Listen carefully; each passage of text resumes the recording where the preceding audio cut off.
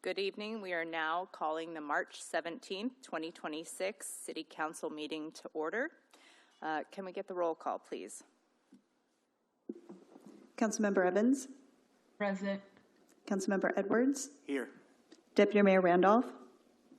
Present. Mayor Arndt. Here. Councilmember Wise. Here. Councilmember Millman. Here. And Councilmember Taylor. Here in the chambers. Please join me for the flag salute. Pledge allegiance to the flag of the United States of America and to the republic for which it stands, one nation, under God, indivisible, with liberty and justice for all.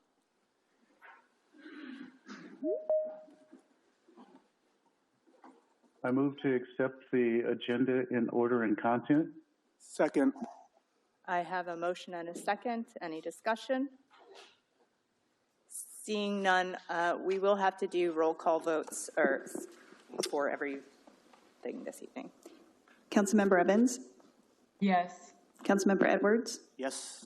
Councilmember Wise. Yes. Councilmember Millman. Yes. Mayor Arndt. Yes. Councilmember Taylor. Yes. Deputy Mayor Randolph. Yes. Motion passes. The agenda is approved. We have a special presentation this evening from King County Metro. Thank you so much, Mayor Arndt, Deputy Mayor Randolph, and Woodinville City Council members. It is a pleasure to be with you here this evening. My name is Amanda Pleasant Brown, and I use she, they pronouns, and I am Metro's Government Relations Supervisor working with our 39 jurisdictions and our interagency partners. And I'm joined today by Meredith. I'll have her introduce herself. Hey everyone, my name is Meredith Sampson. I'm on Metro Service Planning Team focusing on service in East King County. Pleasure to be here. Thank you so much, Meredith.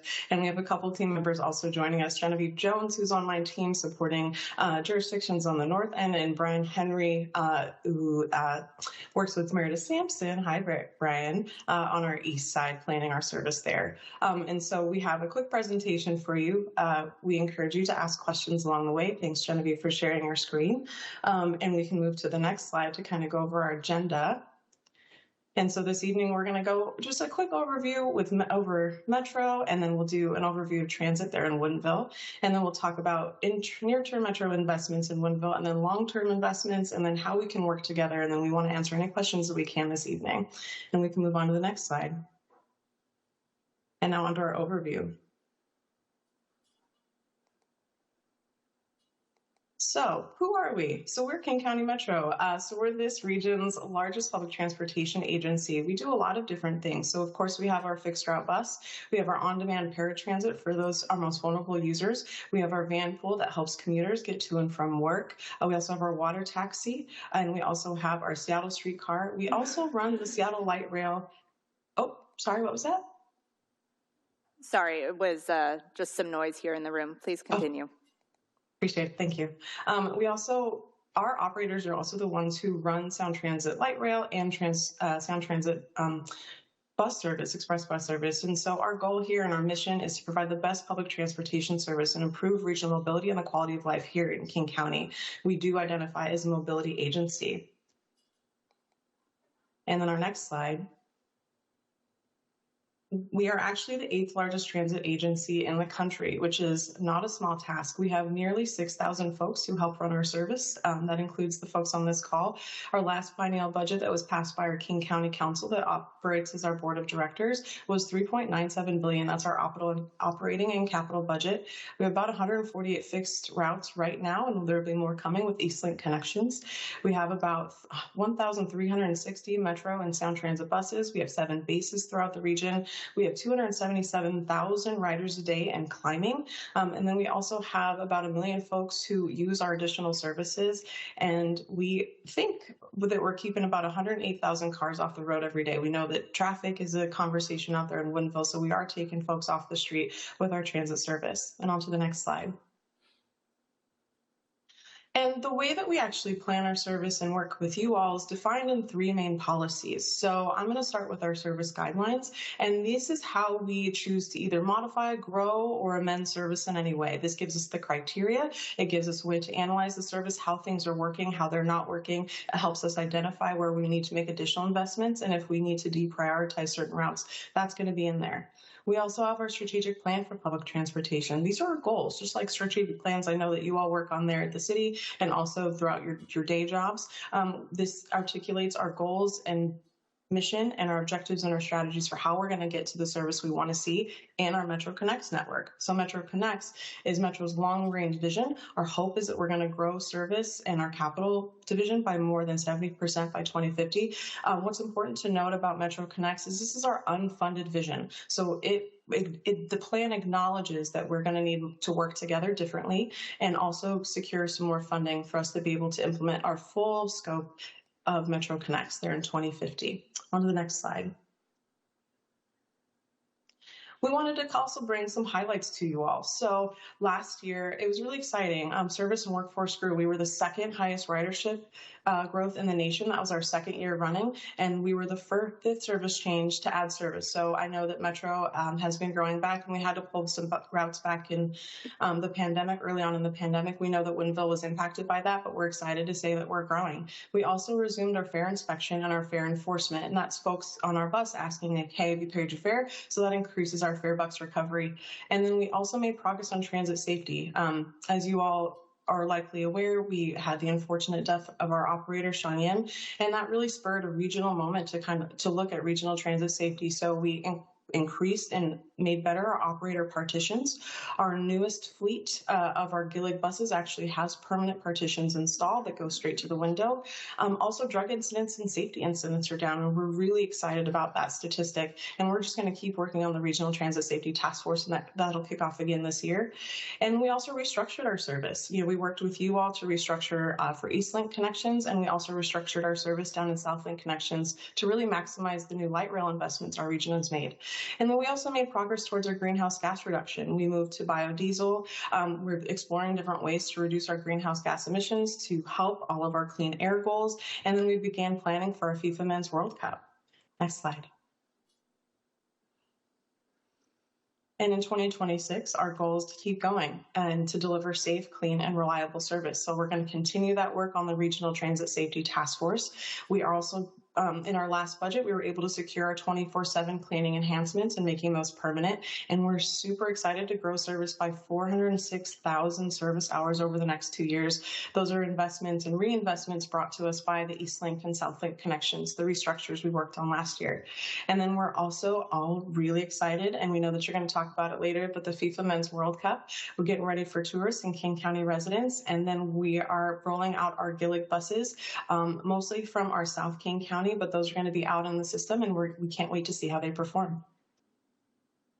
And now I'm excited to kick it over to Meredith Sampson, who's going to give us an overview of transit in Woodinville. Thanks, Amanda. Next slide here. Okay, so this map shows bus routes that serve Woodinville today.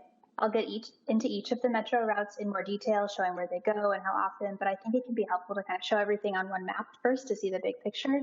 I included the Sound Transit Route 522 on here that connects Woodinville to Roosevelt to make sure all of the transit in the area was included, but just for the rest of the presentation, I'm going to focus only on Metro's routes tonight. Next slide. Okay, Route 231 connects Woodinville to Kirkland. It serves Woodinville Park and Ride, Brickyard Park and Ride, Juanita, and Kirkland Transit Center. It operates every 60 minutes on weekdays from 5:20 a.m. to 10:20 p.m. and on weekends from 7:05 a.m. to 9:10 p.m. Next slide. Route 239 connects Bothell and Kirkland. It operates along 124th Ave Northeast, the border between Woodinville and Bothell.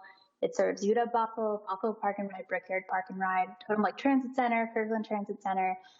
This route operates every 30 minutes during the weekday and midday peak periods, and then every 30 and 60 minutes between 30 to 60 minutes between 7 p.m. and 12:25 a.m. And on weekends, it operates every 30 minutes during the day and 60 minutes at night. Route 256 connects Woodinville to downtown Seattle. So this is a new route as part of Metro's Fall 2025 service change and was created as part of our Eastlink Connections Mobility Project. It serves Woodinville, Brickyard and Kingsgate Park and Rides, and the Clyde Hill and Evergreen Point freeway stations before continuing across the lake, serving South Lake Union and downtown Seattle. This is a peak-only route and operates between Woodinville and Seattle every 30 minutes on weekdays during the AM peak, and then between Seattle and Woodinville every 30 minutes during the PM peak. This route replaced Route 311, which had 10 daily trips, and the Route 256 was an investment and has actually 16 daily trips. So it's an increasing service for those traveling from Woodinville to Seattle. Route 931 connects Bothell, Woodinville, and Duval. This is also a new route and a recent investment included in Metro's Fall 2025 service change, also created as part of the Eastlink Connections Mobility Project. It serves Utah, Bothell, Woodinville, Park and Ride, and Duval. This is a peak-only route that is bidirectional. So on weekdays during the AM peak, it operates every 30 minutes, and during the PM peak every 30 minutes, but you can go both directions during those times. Okay, so that was all of Metro's current transit in Woodinville, but now I can share some of the near-term investments that we're looking forward to in the area. This is future Route 251, which will connect Woodinville and Redmond. This is a future investment as part of the Eastlink Connections Mobility Project, and it will connect both downtown Redmond and Miramar Village Link light rail stations. It's planned to be implemented within the next year and a half, depending on Metro's workforce capacity, and it will operate every 30 minutes during the peak periods on weekdays, and then during the midday and night until 9 p.m., it will operate every 60 minutes, and then every 60 minutes on the weekends as well. Another investment that's coming is to Route 231. This route is going to be restored to 30-minute frequency between 5 a.m. and 6 p.m. on weekdays. Right now it's operating every 60 minutes. So Route 231 was a new route as part of the Northeast Side Mobility Project. And that was implemented in March 2020 as part of Metro's spring service change. And then due to the impacts of the pandemic, service across Metro's network was suspended, including on Route 231. So Metro's working on bringing back suspended service hours. This route is planned to have service restored to 30-minute frequencies on weekdays within the next year and a half, depending on workforce capacity. And with that, I can hand it back over to Amanda. Thanks, Meredith. And so one of the questions we were asked going into the meeting today was how Metro and Woodinville can work together. So our next slide. And thankfully we do. So first and foremost, it's always helpful to know about changes and needs in your community. So we really appreciate, we track the comprehensive plans. We know you all put in a ton of work into that process. And so we use that as a basis of our planning. We also appreciate the representation on the East Side Transportation Partnerships, and we work directly with folks here. Really appreciated Chair Randolph on that body. And then I know Mayor Arndt was a previous representative there, so really appreciate hearing about those needs there. And then we're always open to different kinds of partnerships. And I think with the current situation with the federal government, I think thinking about ways that we can work differently together, thinking about strategic partnerships, how we can move the buses differently, what that looks like, that's something that we're always open to as well. And then always considering transit supportive city policies and projects. The thing about working at Metro is that we know that we don't control the right of way, but you all do. And so when we can work really well with our cities and talk about the choices we make in our right of way and how buses can serve well, and where buses can lay over, and that's where our buses park for a break, where operators can go and use a comfort station and take care of themselves, thinking about all of those things and the supportive infrastructure that goes with transit, and then participating in the Regional Transit Committee and the Regional Transportation Boards. As I mentioned, really appreciate the participation there.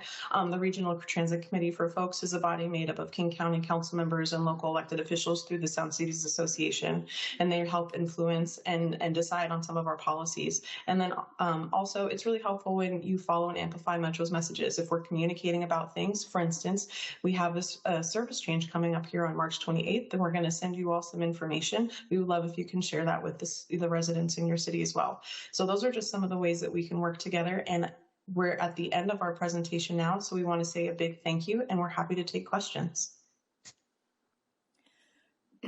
Thank you very much. Questions from council?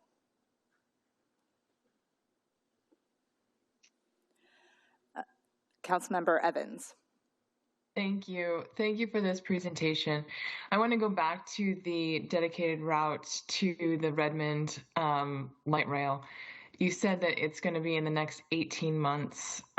Do we have any more idea? Because that is probably one of the number one questions we get is when is that going to be put into effect?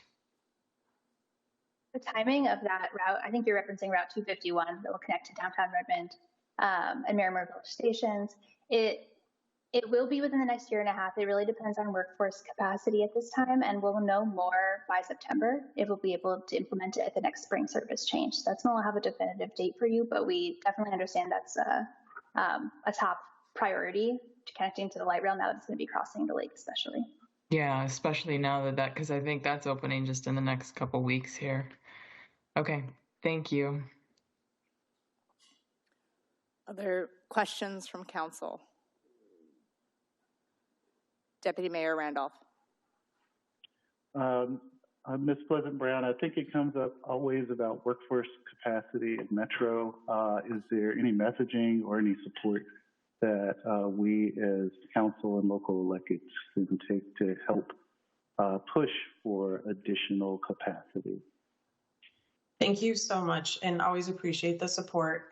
Right now, our message is that we need to hire some more part-time operators. So, and this will touch a little bit on Councilmember Evans. So we lost a lot of our workforce and we had to hire a bunch of folks back. We actually had to retool our entire system, how we train people, how we operate people, how we recruit people. And so through that effort, we actually also had to bargain, negotiate with our labor partners, Local 587. And so we did a lot of full-time operator hiring. Now we need to pivot to part-time operating so that we can fill in some of those gaps. So our message right now, if folks are into and would like to apply for a part-time job to drive for Metro, send them our way.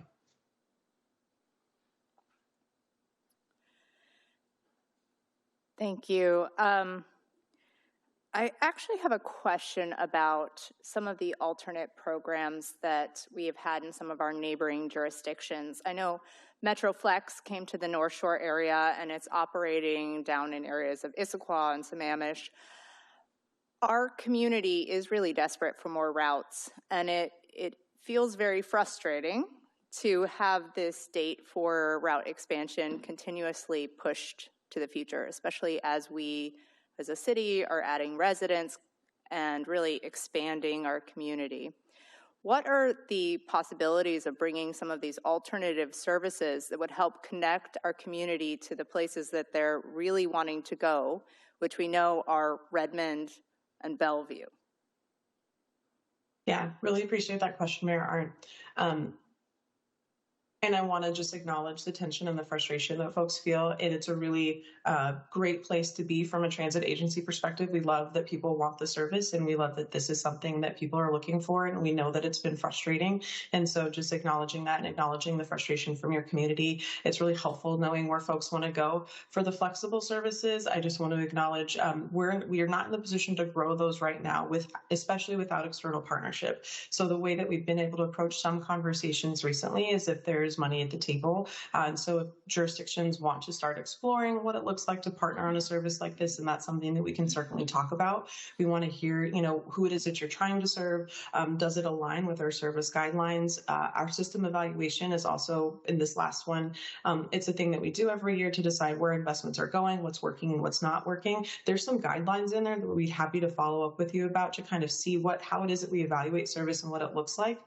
So if partnership is something that the city of Woodinville is interested in, then we encourage you all to reach out. I know that we work regularly with Jared Hill, and so we're happy to have the conversation with you, understand where you'd want it to go, who you'd want it to serve, what assets it would serve. Are there schools? We're looking at like ridership drivers, schools, especially high schools. Are there libraries, groceries, community centers, those sorts of things that you would want it to encompass? But if that's something you're interested in, Genevieve and I are here to help assist that conversation. Thank you. I think we certainly would like more information on what that conversation would entail and the partnerships.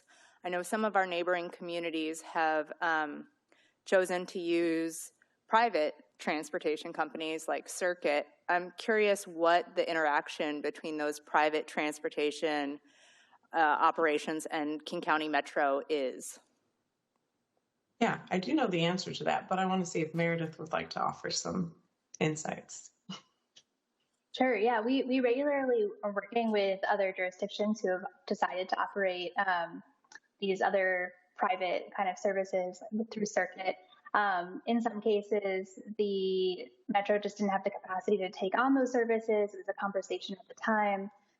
But we are information sharing between the two and definitely like learning throughout the experience. But it was just a conversation about capacity and if the service aligned with Metro's prioritization for MetroFlex. Thank you.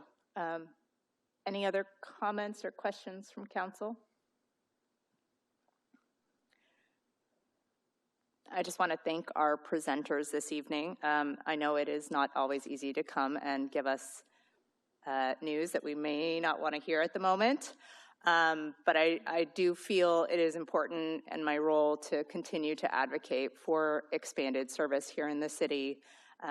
We want to provide opportunities for our community to get out of their car and to reduce congestion on our roads in and out of Woodinville. It was our absolute pleasure to be here and really appreciate the conversation. Always appreciate the thoughtful approach you all take. We will make sure to let you know, especially when that 251 is going to come online. I know that that's something that we heard tonight loud and clear, and we know that you all are waiting for that. So we'll be sure to let you know when we can go ahead and plan that service to start. And thank you for the time and opportunity tonight to speak with you and your residents. Thank you.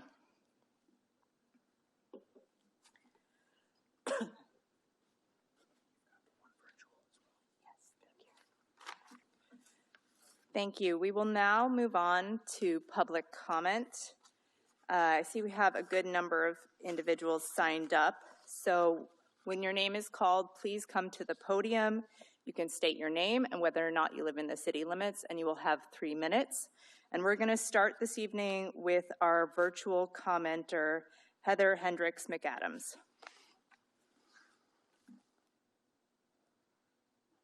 Good evening, and thank you for your time. My name is Heather Hendricks McAdams. I am not in city limits, but I'm the executive director of Woodinville Repertory Theater, which is in city limits. I'm here tonight to share a brief update on our education program and to express our gratitude for your past support through the community grant. Over the past year, with the city's support, we've been able to bring theater-based social emotional learning directly into local schools.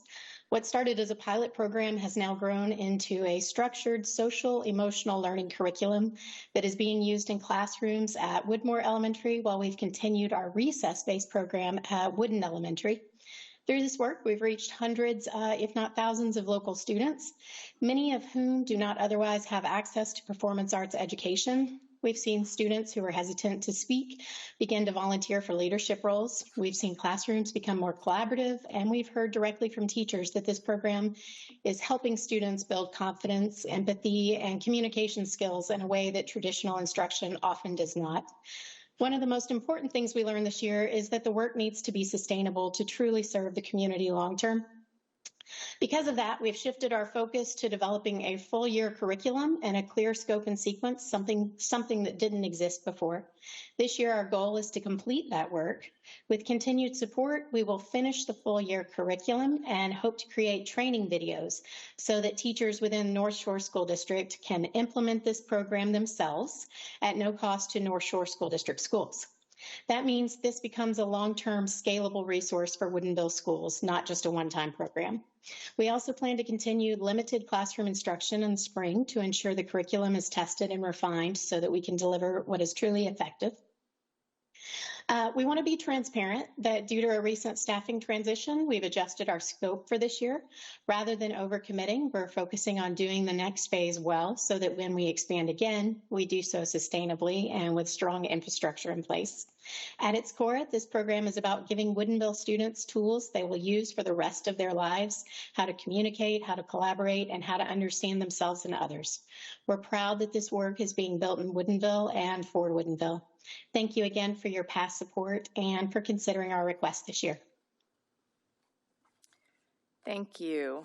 And I just want to note to council members that we did have several virtual comments that came to your inbox. Please take a look at those. Jeff Lyon. Hi, I'm Jeff Lyon. I live in Woodinville City Limits.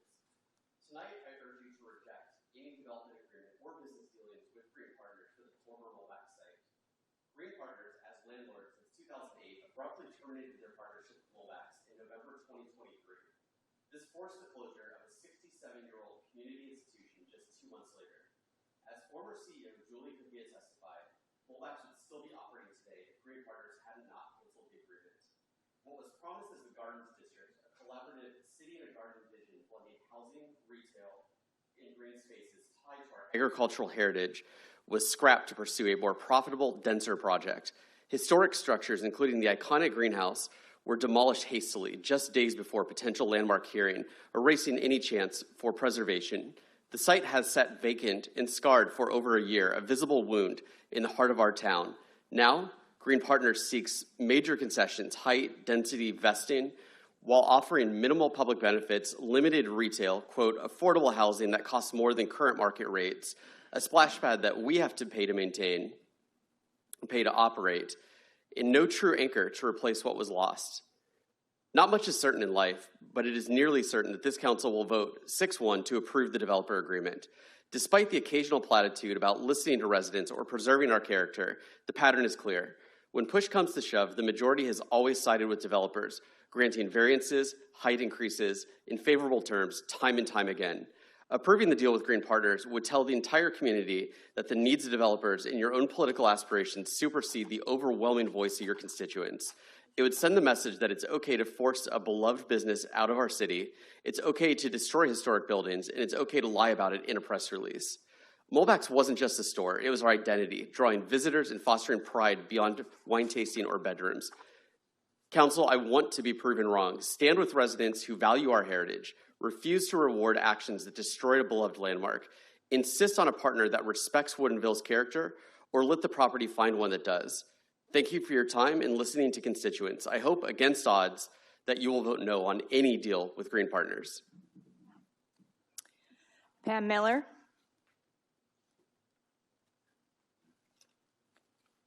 Hello, I'm Pam Miller, and I do not live in the city of Woodinville, but I was born here. And I am the Director of Sisters in Action Sports, and I want to thank you for considering this Woodinville Skateboard Challenge as a possible recipient of the community grant. As I go back, this is our 23rd year. I'm reminded of how far we've really come. In the beginning, it was my desire to give the skate youth time to show off the skills that they'd learned without coaches, without fans, no marching bands, and sadly, without a lot of parent input. They just wanted a chance to be noticed. I saw that group of brilliant kids working hard, falling over again and again, getting up and trying until they mastered the impossible. Those are life skills that we want to see developed in our youth. True perseverance. Those early events that we had really didn't have a lot of spectators. It was mostly just the kids. But over the years, the viewing side has really grown. The kids have made this a community favorite. Families come from Bellingham to Olympia just to set up blankets and chairs, to watch skating, and to cheer for their favorite skaters. Last year we had 70 participants from 3 to 50 years old. We award cash for the top 5 divisions and best tricks. Participants get water, pizza, and most of all, the respect that we give other local baseball teams and football teams.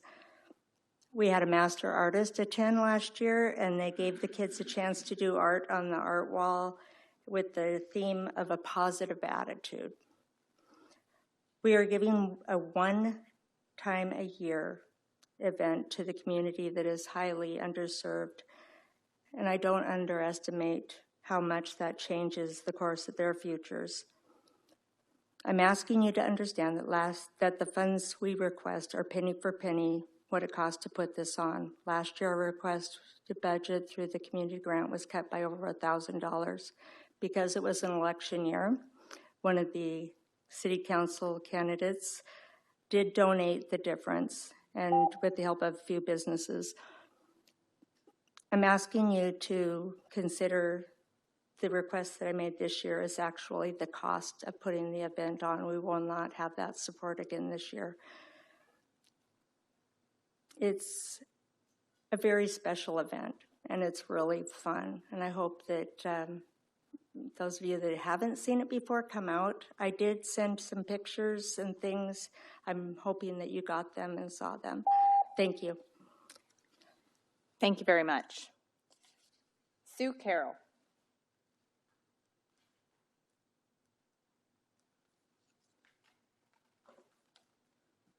Good evening. My name is Sue Carroll. My husband and I have been residents of Woodinville for 40 years. And we raised 2 daughters here, and we now have 6 grandchildren. So the 12 of us as a family have loved and enjoyed Woodinville during all that time. We think it's a great city. There's so many wonderful things that are family-oriented and places to go for business. It's simply great. But we were very saddened at the loss of Malbecs. We watched that grow from a small family business into actually a destination for people to come and visit and enjoy it from the entire state. We had friends that would leave, come back, and that would be on their list of places they wanted to go. They were very family-oriented. They liked children. They liked pets, and they made plans to include them. They had a have your dog have his picture taken with Santa, which everybody loved except Santa, I think. And they had plays for the children that were free, that were at all of the different holidays. They had educational classes, everything from pruning to building a garden with your child. And very nicely, they had master gardeners, I think it was, that you could go in and they would tell you what was wrong with your plant or tree and give you advice. You'd leave knowing what to do.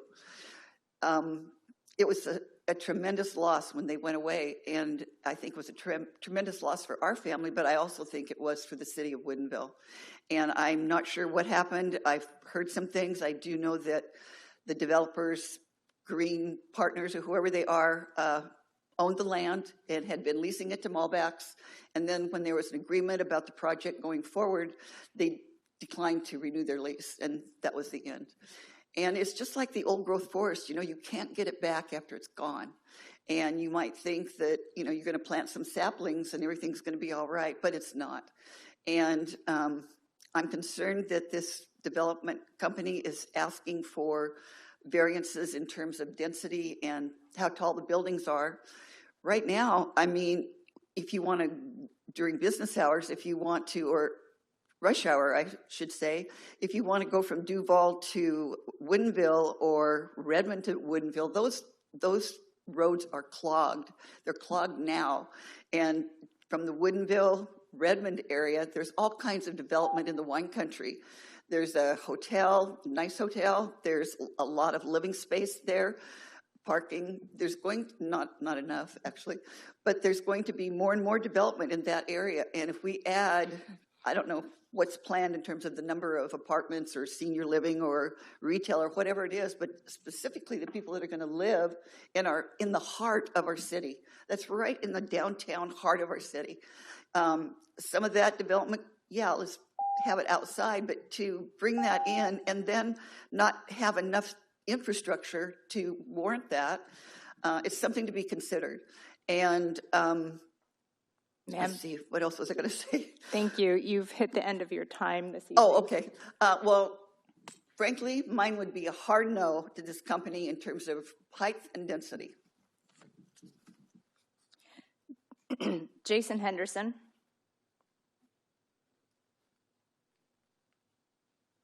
Thank you, Honorable City Council members. My name is Jason Henderson, and I'm representing Green Partners for the proposed development tonight, property owner in downtown Woodinville.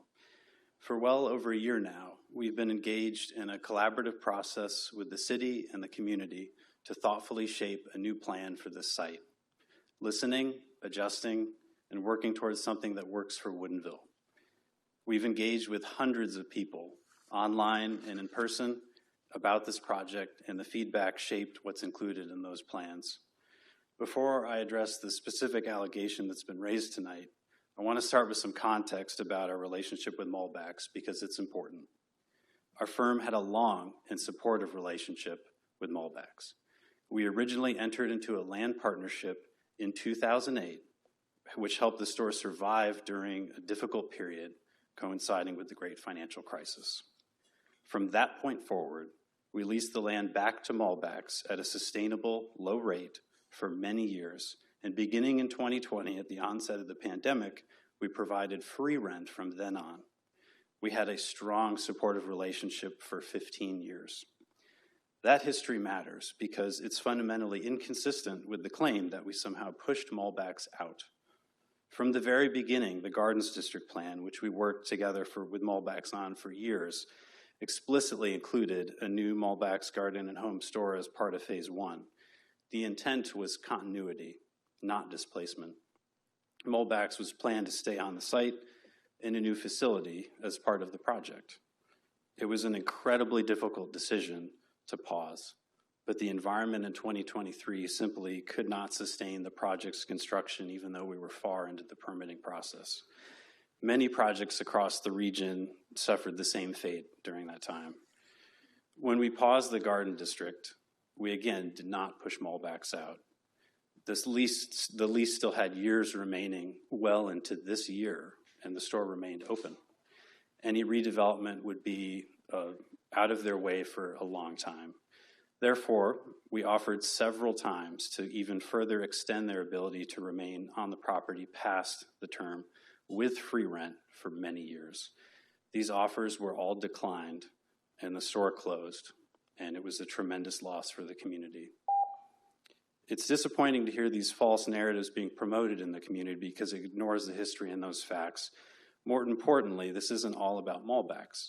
The consistent through line of opposition is clearly an effort to stop redevelopment of the site altogether, redevelopment that is firmly aligned with the city's own comprehensive plan and long-standing downtown vision to create housing, affordable housing, places of business, and new public space. We understand that not everybody agrees with development, but decisions here should be grounded in the city's adopted plans and in the factual record, not in accusations that don't hold up. Thank you for your time.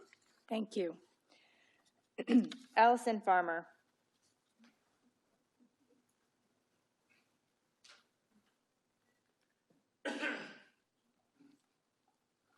Good evening. Alison Farmer, resident outside the city limits. I kindly request you do not approve this DA. This is a very large, impactful development for our city. I would like you to ask more questions, firm up wording, get more benefits, and put penalties in the DA. Then reopen the public hearing on a well-advertised date. Please make sure we know which buildings are mostly multifamily and which phase they will be built in. The DA mentions affordable being built in the first phase, but the 40 are only required in the first 2 phases containing predominantly multifamily housing. Currently, empty apartments will dictate when they are built. There are 5 to 7 phases expected. Their build orders should be tied down. Specify the amount and depth of affordable you require. Don't give them an option. Which buildings will have extra height and density if allowed? Be sure about what we get in return. Green Partners indicated we would get more open space if it was granted. What would that look like? Where would it be? Maybe they can redesign it for us. Their plan already has too little open space, which is predominantly in an unusable area. Ask if we would definitely get a hotel. It's a big deal and a big benefit for downtown. Green Partners get to build all, part, or nothing of what is promised. Put large fines in the DA for anything that they don't deliver by the end of the contract. Don't let another 20-plus year harvest happen. The total development is being treated as a whole, so don't let the DA approval be transferable. Be strategic. Use the a feasibility study to get us a better deal. The structure, design, and build costs have massive impacts on their profit margin. Are they building a wrap, mid-rise 1, 2, or traditional mid-rise? I suspect they will be building the mass timber to reduce construction costs. It can yield a 25% saving due to faster build and enable them to build higher more cheaply due to less foundation requirements. If used, the benefit of wood tones and natural material just means raw exterior costs are not needed. Knowledge of these facts give you negotiation to leverage us a better deal. This DEA is meant to be a mutually beneficial contract between the city and developer. The affordable study gave you the minimum amounts of affordable a developer can build without losing money in Woodinville. These are in the DA. Affordable housing is now mandatory. You will get the same percentage without a DA, so you can ask for more. If they're going for grants for affordable, you can ask for even more on top of that. Require the warehouse rents to be affordable at $18 to $20 a square foot in return for the deviations of code requirements. Everyone's presuming they're going to be affordable space, but there's nothing in the DA that will make sure of it. Please ask for extra parking. The code requirements will not produce enough for the apartments, especially if there's so little retail. Thank you. Thank you. Dave Carroll.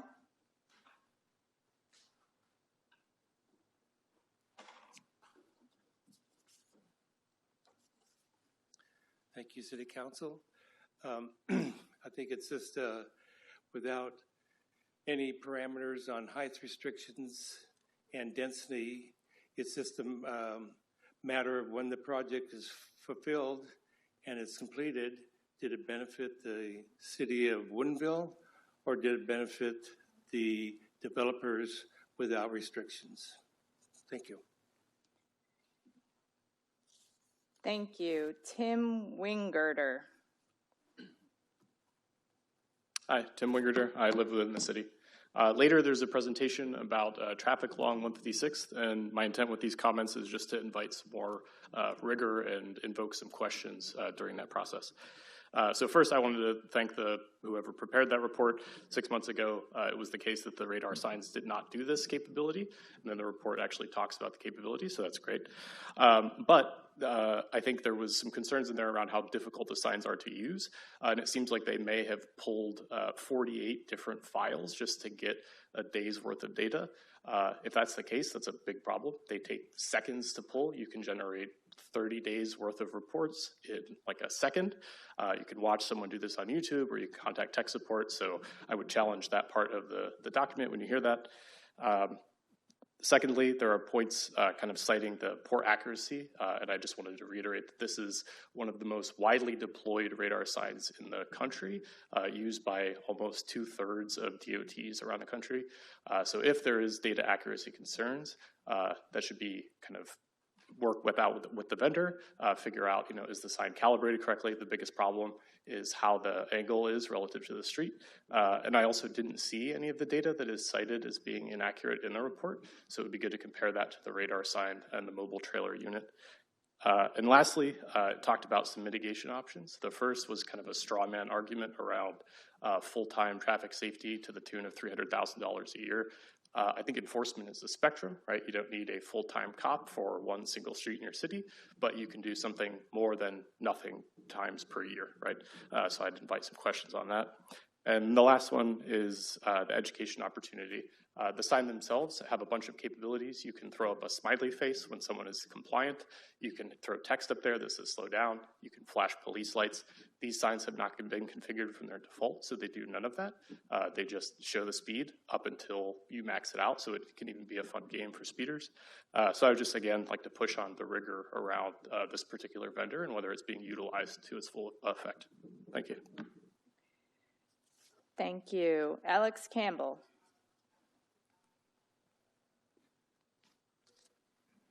Good evening. I'm here, Alex Campbell. I'm a resident of the city, speaking about the Green Partners DA also. Lots of great points already covered, so I'm going to try to not repeat.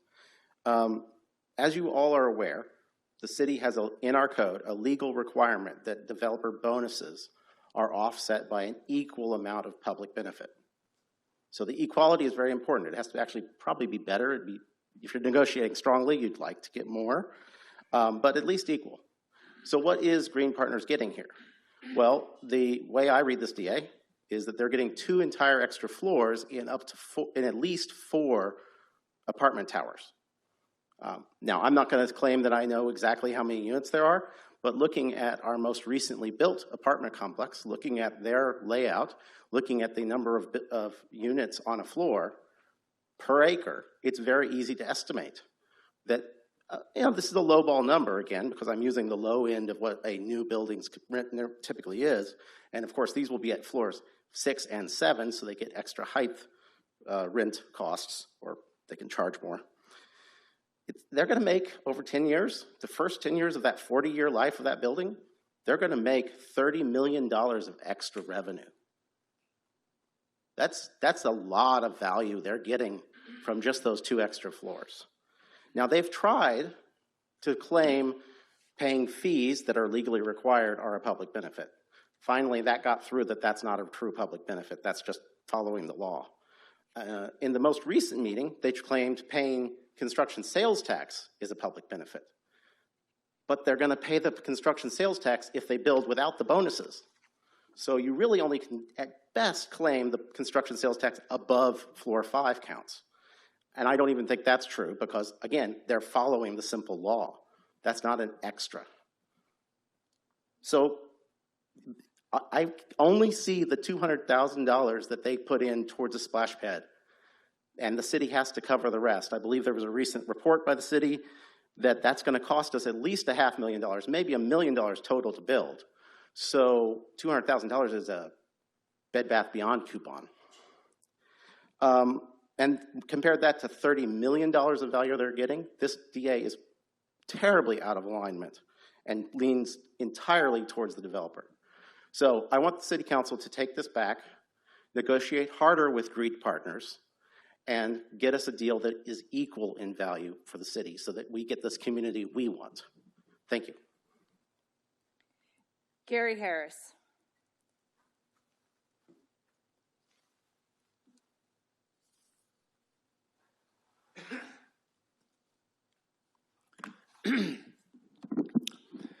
Hello, my name is Gary Harris. I live in the city of Woodinville.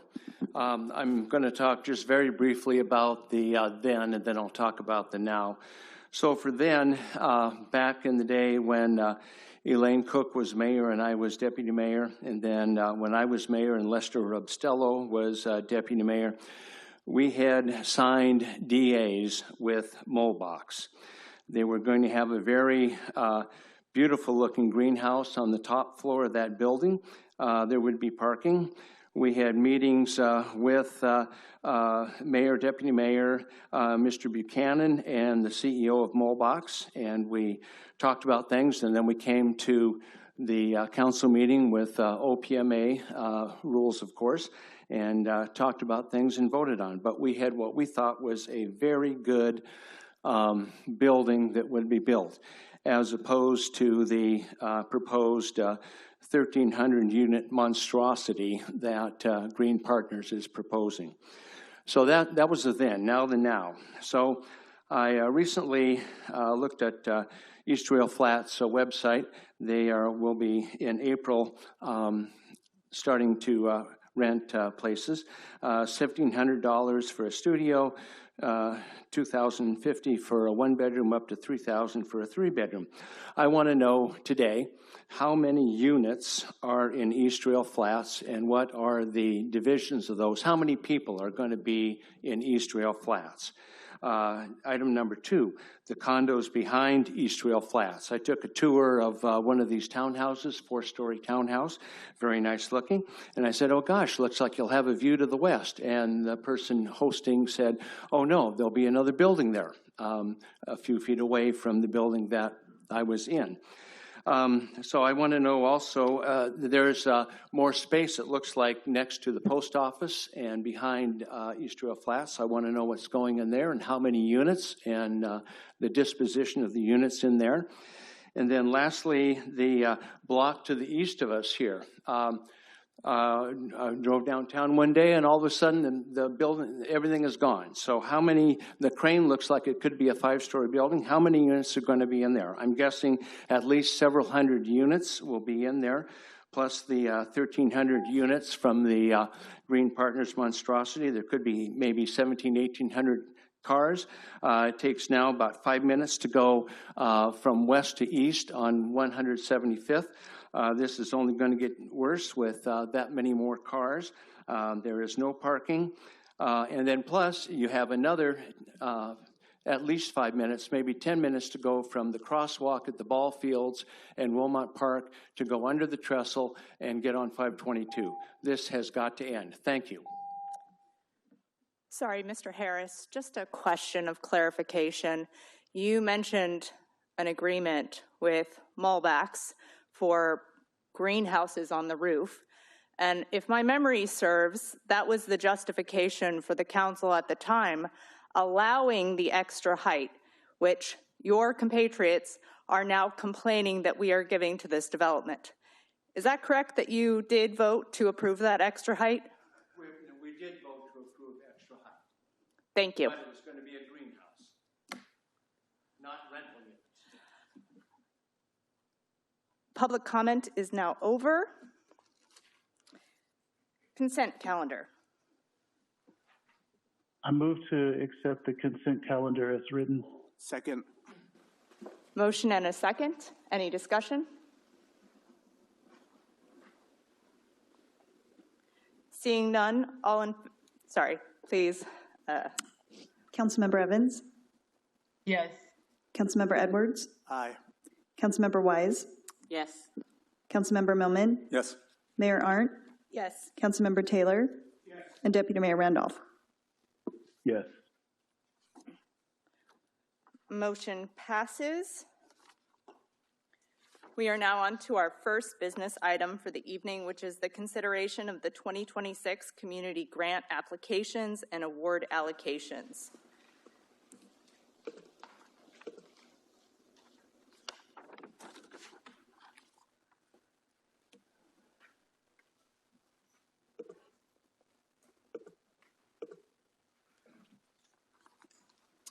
Good evening, Madam Mayor and council members. I am joined this evening by Andrea McCulloch to discuss our 2026 community grant applications and to provide funding based on council recommendation. Quick program overview. The community grant program has been funded by City Council since 2013, and similarly this year as to previous years, the budget is $25,000. There are 7 eligibility criteria that applicants are required to meet for this grant. The first is the preferred recipient is a Woodinville-based nonprofit or government organization. The second is the preferred event or program would occur within Woodinville boundaries or promote Woodinville activities or organizations. 3, the recipient event and program must be consistent with and further Woodinville's vision as stated in the comprehensive plan. The recipient event and program must be of general community interest or value. Admission to or participation in the event must be free of charge unless approved by the city. The recipient event and program must demonstrate that the event submitted for funding is not duplicative or in competition with other Woodinville events, activities, or organizations. And finally, if the applicant received community grant funding the prior year, the applicant must have complied with all the requirements in that grant award to be considered for a consecutive year's grant. I want to focus on those first 2, that the preferred recipient is a Woodinville-based nonprofit or government organization, and the preferred event or program would occur within Woodinville boundaries. We had 6 total grant applications that didn't meet one of those 2 requirements. 5 of those applications, while preferred and not required to happen within Woodinville boundaries, either partially or did not happen within city limits at all. That would be the Arts Alliance, Culinary Pathway Northwest, the Woodinville Repertory Theater, Rotary Club, and Evergreen Health Foundation. And then the final application for Splash Times Fund is not a nonprofit or governmental organization. I'm going to briefly go through the applications and the funding requested. The full applications are available on your agenda packets this evening. In addition, staff as well as quite a few of the applicants are available in person and online for any additional questions. The first application is from the Evergreen Health Foundation for the Rose Garden Ceremony. Evergreen Health is requesting $14,371 to offset direct event costs for memorial roses, printed tribute materials, event setup, and sound. The Rose Garden Ceremony is a free community memorial event which provides meaningful opportunity for families, caregivers, and individuals to come together in healing and remembrance. Splash Times Fund is, these funds will support the production of a foam fairways and football event at Wilmot Gateway. They are requesting $5,100 for the foam party equipment and materials, 18-hole FIFA World Cup themed portable mini golf installation, insurance, permits, and event staffing, as well as social media promotion. The Woodinville Teen Arts Alliance programming This helps youth and teens provide art and community outreach opportunities to Woodinville community members, mentors, and empowers youth to learn constructive and creative ways to spend their time. They are requesting $4,000 for the community art show, speakers, mentors, workshops, and field trips, team building and art-based business program, and community outreach and general costs. Pollinator Pathway Northwest is requesting $1,500 for their annual Pollinator Fest, which is scheduled for May 30th of 2026, meant to educate the community about the importance of pollinators and what each of us can do to support pollinator education. These funds would go towards speaker fees, tour guide, honorarium, musicians, and portable restrooms. The Woodinville Repertory Theater. Initially, when staff reviewed this application, the request was for $15,000. Since the application period has closed and the initial review has been completed by staff, the Repertory Theater has reached out and changed their funding request to $10,692 from the original $15,000. And that would cover the curriculum development, provide theater education and instruction to elementary and middle school students, and instructional video creation. I believe Heather is still online if you have further questions about the adjusted amount there. The Rotary Warm Coats would provide warm coats for approximately 450 North Shore School District elementary and middle school students. They're requesting $4,000 to provide warm coats and host the coat distribution event. Women of Influence are requesting $1,000 for the conference support of their annual Women of Influence conference on May 19th of 2026. Club's mission is to give the aspiring female leaders at Woodinville High School access to a greater sense of empowerment and sense of direction. Woodinville Farmers Market is requesting $6,000 to hire local music talent and chef demos, as well as produce prep assistant for their farmers market happening this spring and summer. Sisters in Action Sports is requesting $4,630 for their annual skateboard challenge that would take place at Rotary Park Skate Park. This funding would go towards permitting and insurance, the sound system, prizes, refreshments, judge, MC, and coordinator fees, as well as marketing materials. In total, funding requests for this year were $55,601. That's including the original $15,000 request from the Repertory Theater and not the adjusted amount, with the total difference being around $30,000. The recommended motion is City Council determines the 2026 funding award amounts, and I will pull up an Excel file for us to have a discussion about final award recommendations. Feel free to ask any questions to applicants or staff during this process. Thank you. I'm going to take my privilege as the chair to start us off on this discussion this evening. The community grants are always a challenging conversation because every applicant that we receive is a worthwhile event, something that benefits the community, and yet every year we end up having to make significant cuts to the applicant pool to stay within our city budget for this.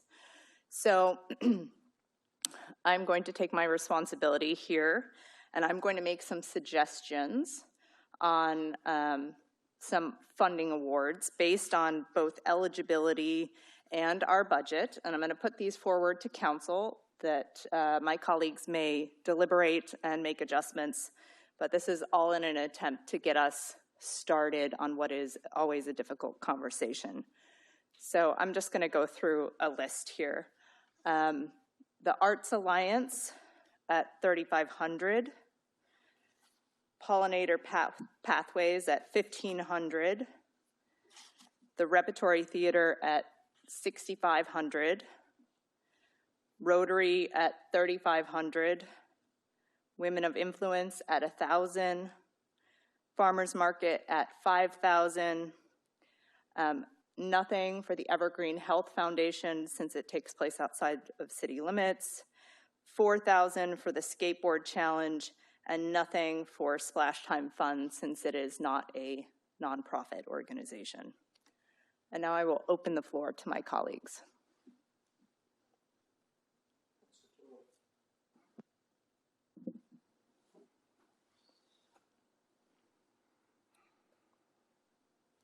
Councilmember Edwards. Thank you. First, I'm going to speak on one of the specifics that were listed there, which is the Evergreen Health Foundation. As many of you know, I was a previous board member for Evergreen Health, the hospital itself. So when I say this, it is hard to say because the impact that does have on the community, but I do support this being awarded zero because it's specifically outside the city, but also because the money that this organization has access to. With an operating budget of close to $1 billion as a hospital and a nonprofit that can raise millions of dollars, it's an amazing event that I think they will put on. It'll be great for the people from our community who want to attend, but they have the ability to raise that money. I believe they will do a great job at raising it. While Mayor mentioned that we have so many different programs that we have to fund that really benefit these communities, and many of these other organizations, these events may not go on if we are not able to fund it. So it is a tough decision, but I support eliminating that down to zero for this year. Deputy Mayor Randolph. I noticed that we have item number 10 coming up where we'll be discussing FIFA World Cup. Is there an opportunity to reach out and see if we can partner with Splash Time as part of that event? I think that is a possibility. Council will have to make a decision on that business item when we get to it. That was mostly a question for the city manager on, I don't know where that sits in terms of us being able to partner with this particular provider. Thank you, and I would agree with the mayor that we can certainly reach out to the organization and see if that's an opportunity to partner. At this point, I don't have an answer on what that might look like, though. Councilmember Taylor. Yeah, I pretty much like this list as amended, but I would also recommend maybe we take 500 off of the theater and put it into the Sisters in Action Sports.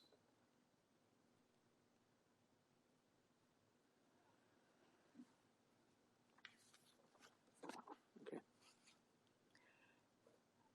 Councilmember Evans. Thank you for this. Okay, so for Splash Time Fund, I think it's really important that we not give community grants to for-profit businesses. And I also think that there's some other conversations happening for FIFA partnership events. This is basically an operating expense for their business. And I think if they wanted to put it on, they could work with either a nonprofit or to get sponsorship to be able to do that. So there's a lot of other community events for FIFA World Cup that are happening. I'm part of tons of conversations on that, so I'm fully in support of that. Also, as Councilmember Edwards commented, I think the Evergreen Health Foundation is amazing. I think the hospice is something that we are very lucky to have access to. And there's a lot of money already there, and it's outside of the city, so I support that. I know one of the events was flagged for the Pollinator Pathways Fest. I just wanted to put it on the record. It's at 21 acres, which is literally steps outside of the city limits. And last year, I know a number of us worked the event, and I talked to hundreds of Woodinville residents. So I know that this very much supports our Woodinville community. My question for Heather at the Repertory Theater is $6,000 enough to do maybe a reduced amount of programming, or is there some minimum amount that's needed in order to be able to deliver? And I want to say, like Woodmore Elementary, my kids went there. It is literally across the street from Woodinville, as is Woodin is literally across the street. They're both in Bothell, but they serve huge amounts of the Woodinville residents. So with that, Heather, I'll give you the floor. Yes, so I can address that. What it basically will mean for us is, of course, we will pursue other grants because this is an extremely valuable program that we have found to be very beneficial to the students and teachers. And frankly, we have a lot of request and clamoring for more opportunities in other schools in North Shore School District for it. So we will continue to pursue other grant options to try and fill in the gaps.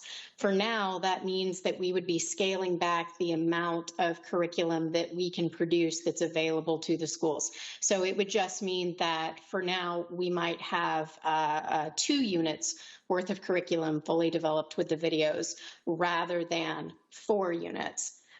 This doesn't mean that we won't continue to try and build it through other means. It just means that it will be a slower process for us getting it out there. So yes, we always say yes and. So we will make do with what we have and keep working to make it better. Thank you for that clarification. And if we land at $4,500 for the Sisters in Action Sports, I'm happy to pay the additional $130 out of my own pocket, and you can just connect with me.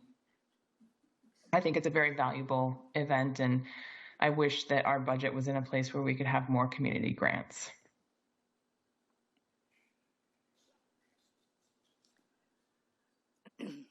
Any other council members willing or wanting to weigh in?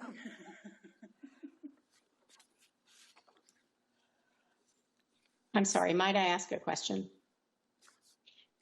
Based on the adjustments, though, is there the opportunity before the contracts are written, because we don't want to overpromise, for what we can deliver based on the funds, is there the opportunity to adjust that? Because at this point, we have offered 4 units of curriculum, and if the scaled back funding is there, we don't want to promise that if the funding doesn't come in for us to be able to complete the extra curriculum.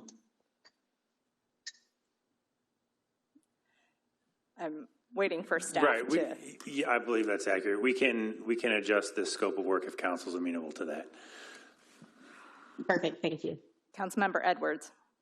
Thank you. And I want to add to that. The way I'm interpreting it is we understand that we are providing a lesser amount than has been requested that would provide the amount of services that you would be able to. So with that reduced amount, obviously we would expect that you would not probably be able to meet all those commitments that were listed at the $10,000 amount as well. So that's my view as a council member up here hearing that as well.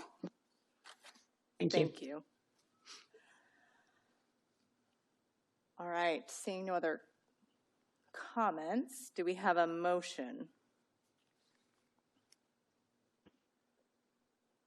I move to accept the grant totals for community grants as written in the spreadsheet. Second. We have a motion and a second. Would you care to make a comment, Deputy Mayor? I think everybody's already said that this is hard every time we do it. We would love to have additional funding for this. Each one of these nonprofits and community providers has been great to work with, and we appreciate the applications and efforts you put into those applications every year. So hopefully we'll be able to expand this in some way, but congratulations to those who have been granted, and we look forward to working with everyone on a continuous basis like we have been.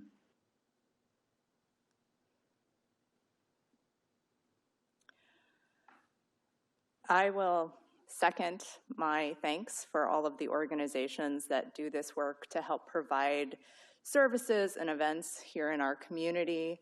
I will make a note to staff that I would like to see this grant category scale with our community. As we are growing as a community, we want to make sure that we are providing adequate funding for the community grants program.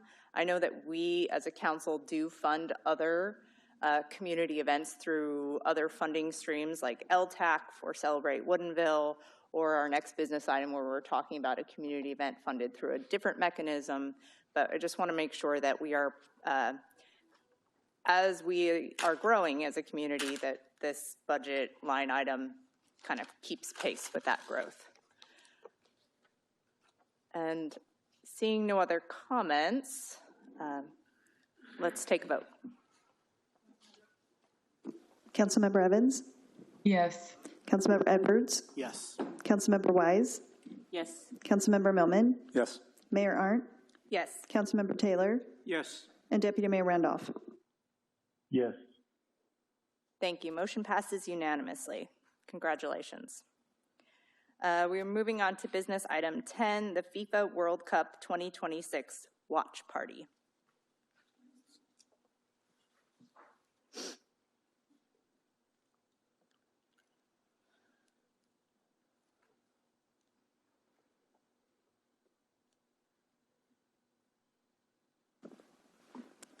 All right. Good evening, Madam Mayor and Council members.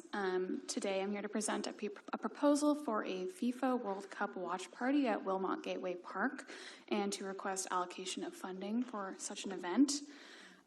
As you all have probably heard lots about, I'm just going to give a quick recap of what the tournament is. So the World Cup will be taking place this summer, June 11th through June 19th. This is going to be the biggest ever World Cup in terms of number of teams participating.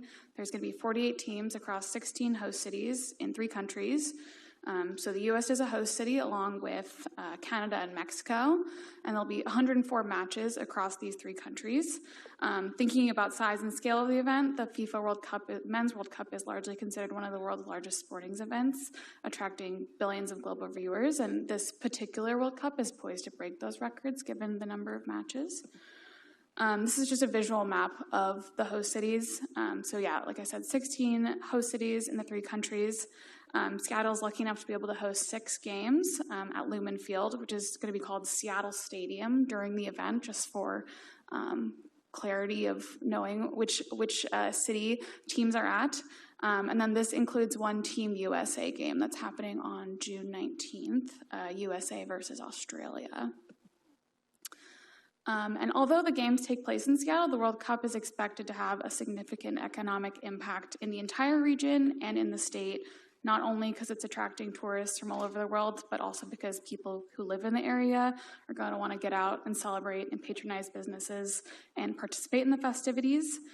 So with this in mind, earlier this year, the Woodinville Chamber of Commerce, in partnership with the city, unveiled the Woodinville Welcomes the World campaign, which both positions Woodinville as a tourist destination for World Cup through local hotel and tourism promotion, but also provides information and opportunities to local businesses and community members for how they can participate in the festivities, how they can promote their business and advertise their events around World Cup. With this campaign and the excitement surrounding World Cup, there is a great opportunity for community events and community activation, such as a watch party. Watch parties are live events where fans can come together to watch the game on a big screen. These pictures on the slide show watch parties at both Seattle's Westlake Park and Redmond Town Square. Both of these cities had watch parties for the Club World Cup, which happened last summer. They were free, open to the public events, and they were pretty successful. They got a pretty good turnout at these, and there are many larger scale public watch parties planned in and around the Seattle area, and a Woodinville watch party would provide Woodinville and Eastside residents more opportunity to participate in these large scale events such as this and celebrate with their friends and neighbors. With that, the City of Woodinville proposes to host a Woodinville Welcomes the World watch party at Wilmot Gateway. Here are some of the proposed event details for the event. It would take place on Saturday, June 27th from 2 p.m. to 9 p.m. And it would be free and open to the public and include the screening of 3 full matches. So that's Panama versus England, Colombia versus Portugal, and then Jordan versus Argentina. So there would be a total of 6 hours of matches that would be screened that people could come and go to watch the games at the park. The Chamber would lead with city support, planning, coordination, and operation of the event. So it would run similar to a Celebrate Woodinville summer concert and feature local food trucks and a beer and wine garden, as there is with the summer concerts. And based on reports of attendance at the Celebrate Woodinville summer concerts, the city expects between 2,000 to 5,000 people to come through the park during the day for the duration of the event. Since it is a full day event, we would expect a lot of people to sort of cycle in and out. And here's just a rough site map of what the event would look like from a bird's eye layout. Again, it'd be very similar to a Celebrate Woodinville summer concert. So the screen would be where the stage normally goes. And then it's kind of hard to see, but there's that yellow dash line, which would be the fencing for the beer and wine garden. The orange square is where the vendors and food trucks would be. When thinking about community and economic impact of this event, events such as this would work to bring the Woodinville community together through sport. Soccer is often called the world's game because it's the most popular sport globally, so an opportunity to really be a connector for the community here. The watch party is also expected to be a significant driver of economic activity downtown, drawing regional visitors to the area and driving increased food and beverage spending from locally sourced vendors at the event and businesses surrounding the area. This event would also follow a match at Lumen Field the prior day on June 26th, so it can also be an opportunity to attract people from outside of this region to this watch party. And then this table shows the breakdown of costs for the event. These are approximate costs just to sort of show what would go in, going into it. The city would plan to rent an LED screen from the city of Kirkland to stream the games. The screen is 17 feet by 10 feet. It's battery operated. It includes speakers. The Kirkland staff would operate, set up, and sort of run the screen during the event. There'd be the typical Woodinville Chamber of Commerce event costs. We would need to pay for Starlink equipment for internet connection in the park, and then a FIFA viewing license would be required. Staff has submitted a request for this license and is waiting to hear back currently. So with contingency funds, this brings the estimated cost to approximately $30,000. And just to note, other cities in the region have budgeted significantly more than this for their watch parties. So this watch party would be relatively low cost in comparison to those other ones. With the current budget, staff can account for $12,500 in economic development implementation funds available to spend on this event. And staff are also currently looking into other untapped budget items that could be used to fund this. However, there will likely be an end of the year budget adjustment that will be required to cover the costs of the event. And with that, I'll leave you with the recommended motion and can answer any questions. Councilmember Millman. Thank you. I imagine, it didn't say anywhere in there, but I imagine the Chamber's taking on the advertising of this event? Yes, it would function similar to Celebrate Woodinville in that way, yeah. Okay, and when are we, maybe this is a question for the city manager, when are we taking up parking? Parking is a challenge when we have events like this downtown. When are we taking up some improvements on, or discussing improvements on that? What? That's a big question. So we have some parking discussion for the downtown, and I know council has talked about parking time restrictions for downtown. I believe it's the second April meeting, but I can look at it. It'll be before this event. The discussion would happen before that event. We'd have to figure out what that looks like rolling out, yeah. Thank you. Would we, that's probably the earliest we could do it, or if we do propose any improvements, are we going to be able to implement those before this event, do you think? It depends on what those proposals are. That could vary widely depending on what those proposals are. Okay, thank you. Councilmember Evans. Thank you. Mackenzie, could you go back one slide, please? I believe that the Woodinville Chamber cost, that is really the staffing and all of the supplies and everything. I don't believe there's any marketing in here, but can you confirm that? This was the budget that was given to me for an estimate of putting on the event. They included facilities. This included facilities and event management, insurance, and marketing. So it did include marketing. She put in the budget. So.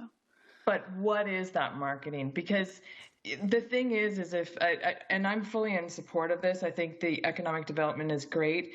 I have some questions though, and I think that if there's a game at Seattle Field the day before, there's a huge opportunity for us to get in front of a lot of people who are going to be down there, and I just want to know what our approach is going to be on that. Are we going to activate some of the digital marketing that has already been funded and paid for? Like, how are we doing that? So I want to get some more specifics on that. And then the second thing that I've been asked by a number of people is, will we be able to actually see the LED screen? Because it's going to be June when it's super bright it'll still be bright at 9 p.m. So will we be able to see that screen? Yeah, on your first point, I think that's a great idea about trying to capitalize on marketing a broader audience. And then in terms of the LED screen, the Kirkland staff actually came out and here took a look at the park, and they said you will definitely be able to see in the full bright day of sunlight on the LED screen from sort of the end of the seating area in the park. Okay, because I've heard from a number of people that are really concerned about that. So it would be interesting to know why they think that. Like, what are the contributing factors to that being able to be viewed when it's really bright?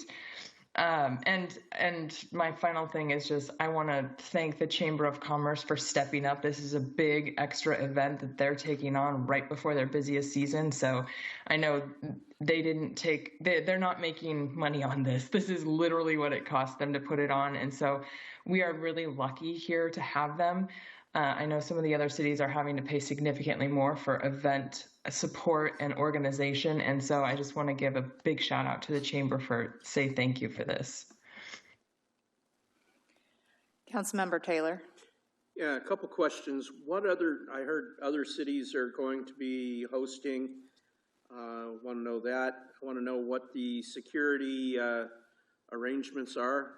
Sometimes these things can get kind of rowdy depending on the crowd. And will there be alcohol served?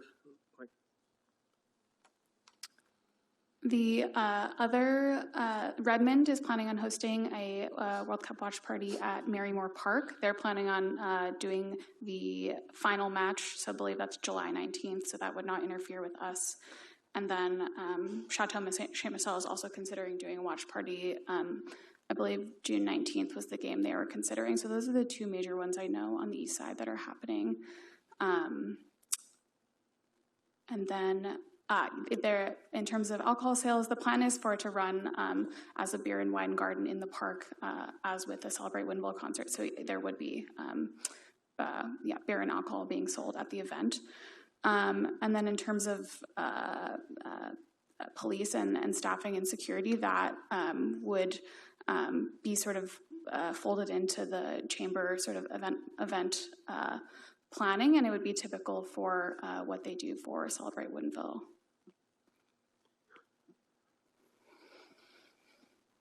Okay, given that, I'd like to see us combine, if we have another event in Woodinville, seems like we could combine and maybe cut our costs a little bit.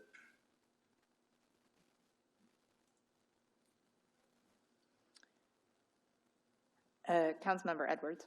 Thank you. I fully support this project here as well. To build off what Metro was even in their presentation brought up, there's going to be so many people coming to our region, and transportation and getting around is going to be tough during that time. There's going to be a lot of events in Seattle, but having something here locally is going to be extra important because a lot of people aren't going to want to travel into Seattle with all that congestion, all the people there, and that's going to be a tough thing. So having something right here in our community and a sense of, to get new people out there. Football, soccer brings together communities in a different way than other sports sometimes do. We might get people at this event who may not typically attend an event like this. So I think this is a unique opportunity for community outreach, community building, and just a great way to build something right here in our backyard for people to enjoy the World Cup. Thank you. I have a kind of follow-on question to Councilmember Taylor's point. The watch party at Redmond at Marymore would be a public event, is that correct? But yes. The watch party at the Chateau, I'm assuming that that it would be more of a private ticket. Yes, theirs is planning to be ticketed, I believe. So It would not be free and open to the public. Okay, yeah. Thank you for that clarification. I think from my perspective, this is a unique event. This is World Cup will not be coming back to Seattle anytime soon, and I think it is important that we take advantage of that opportunity by providing both something fun for our community to engage in and to try and capitalize on some of the tourists and the energy of this event for some economic development. Our community loves the Celebrate Woodinville concerts, and every year we hear, if only we could have a few more, just a few more of these events. And while this isn't exactly the same, It is very similar, and it will feel very familiar to our community members who like to sit in Wilmot Gateway Park, socialize and eat and drink. And so I feel like that this will benefit not only our residents, but will help support our local businesses and community events throughout the summer. And it's not going to be a recurring budget item. Deputy Mayor Randolph, do you still have your hand up? No, I was hoping to make the motion, and I'll say what I prefer there. All right, I move that the City Council allocate funding for a FIFA World Cup 2026 watch party and authorize the city manager to take the necessary actions to implement this decision. Second. We have a motion and a second. Would you like to speak to your motion? Yeah, I would. First, kudos to Councilmember Evans that brought up the question about advertising. I think that's an important facet of this, so let's definitely make sure that we're putting our event in front of people. But the thing that comes to mind for me in terms of why we want to hold this event is it brings in tax dollars.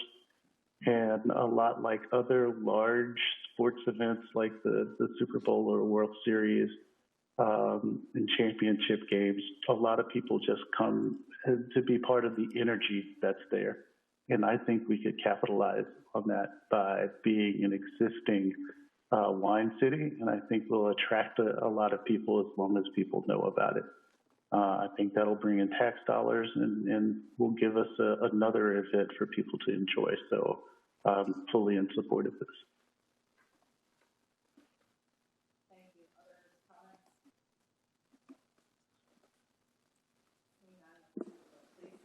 Councilmember Evans. Thank you. Yeah, I'm, again, fully in support of this. I think that it's going to be a really good use of our funds, and I will work with the chamber on how we activate and what the marketing plan is. And hopefully we get people staying overnight here in some of our hotels, contribute to our LTAC dollars, having them, shop here, eat here, and just get to know the area. So I'll commit to work with them on how we truly activate this space. I know some of the other events that I've been talking about with Wooden Creek, with District Flats, they're not on this day, so it should really help to spread things out and have watch parties at different areas funded by different people.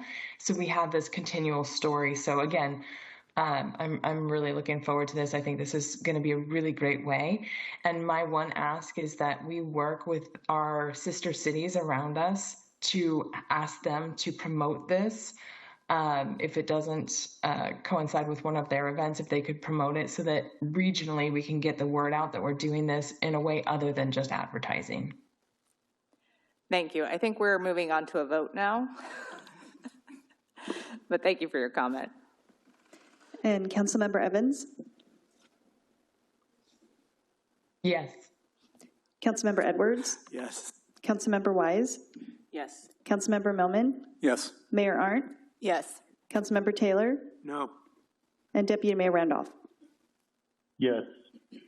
Motion passes 6-1. Thank you. We're now moving on to business item number 11, resolution number 675, the Green Partners Development Agreement. Good evening, Mayor and members of the council.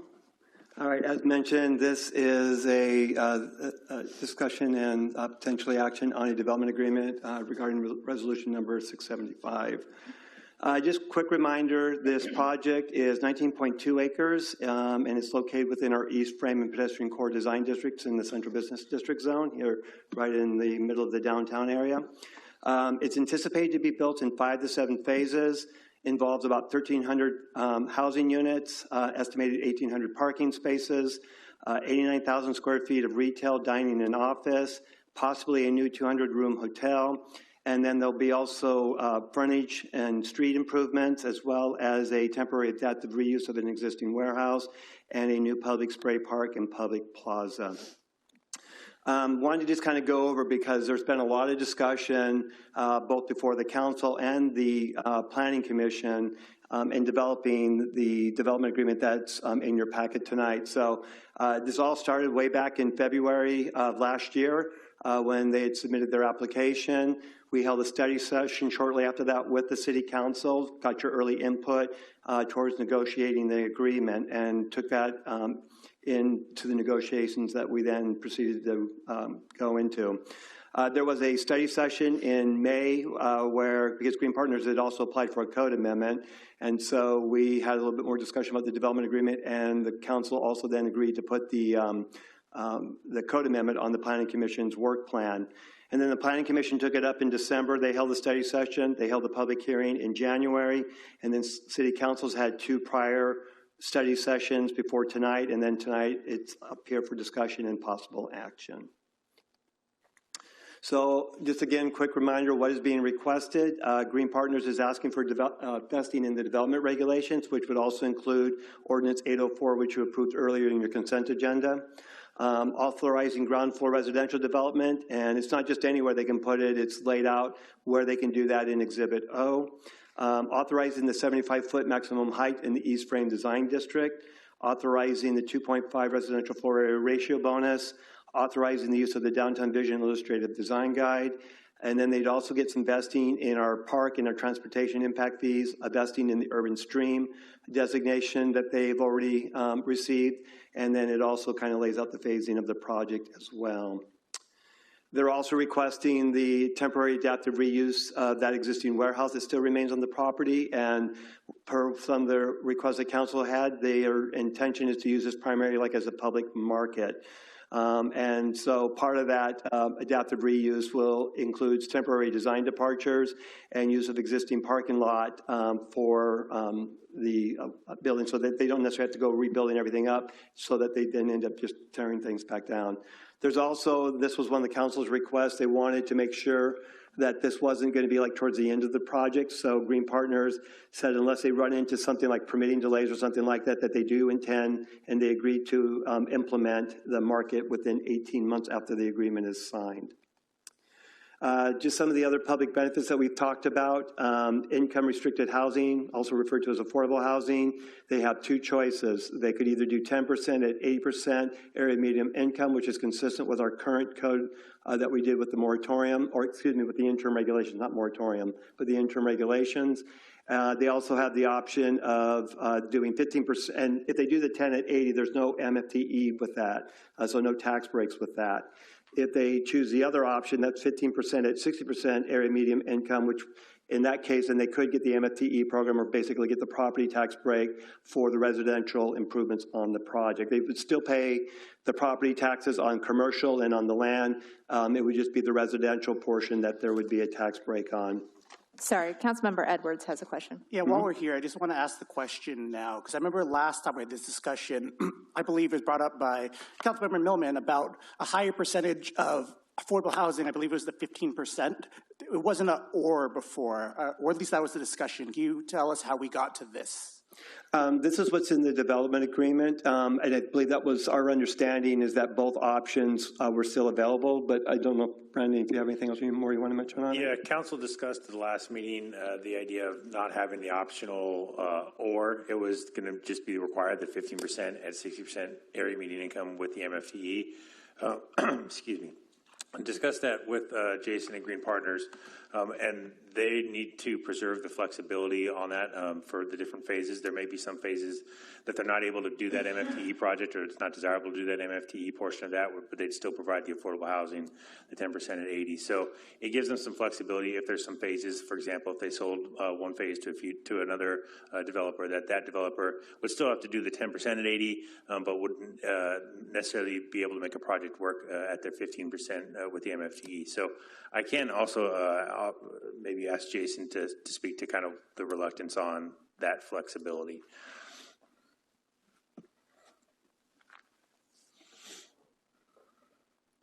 Happy to speak on this. I think the other part is within the MFT program, there's also the option of 10% of units at 50% of AMI for the 8-year MFTE. In our discussions, that was eliminated in lieu of the one MFT option being the 15% of units at 60% AMI. But what's really crucial is that phase by phase, like each building is kind of different, and then the capital markets kind of dictate a lot of what gets decided at that juncture. So for instance, for the 10% of units at 80% of AMI with no tax benefit, what you end up with is a building that's operating and stabilized. It's very predictable as far as an income stream. So a lot of lenders prefer that. And if the business plan is to sell one of those buildings, a few years after construction, it's a lot easier to manage that sales process.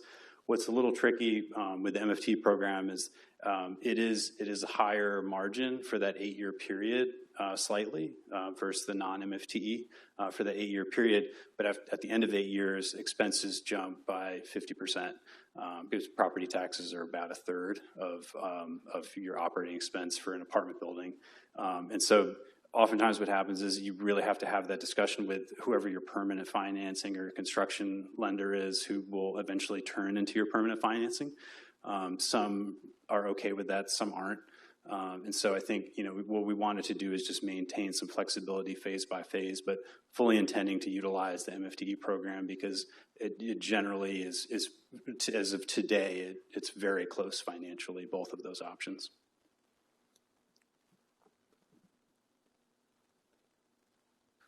Councilmember Taylor. Yeah, question for Robert. Are you going to present the Planning Commission findings or what their recommendations were? I wasn't planning. Can you share that?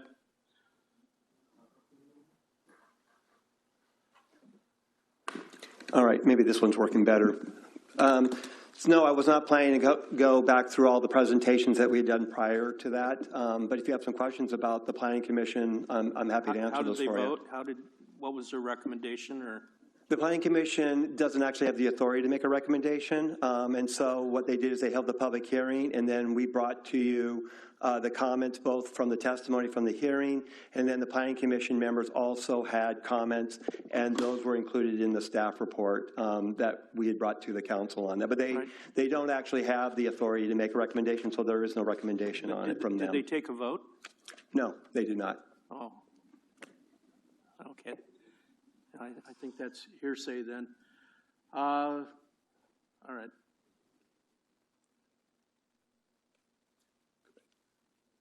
All right. Do you want me to go ahead and continue on? Please.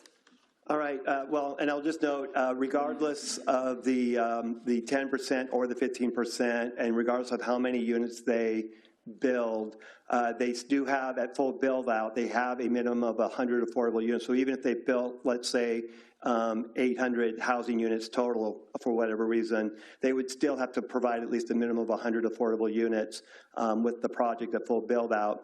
And part of this also, per one of the early requests from council, is because we didn't want to, again, wait till the later phases of this project to get this. So Green Partners will provide at least a minimum of 40 of those units in the first 2 phases of development that occur. And I would note, just if you're curious, they have actually submitted for their first phase. So their permits are actually in for the first phase now. So we'll have an ability to start evaluating some of this stuff. It just came in a couple of weeks ago.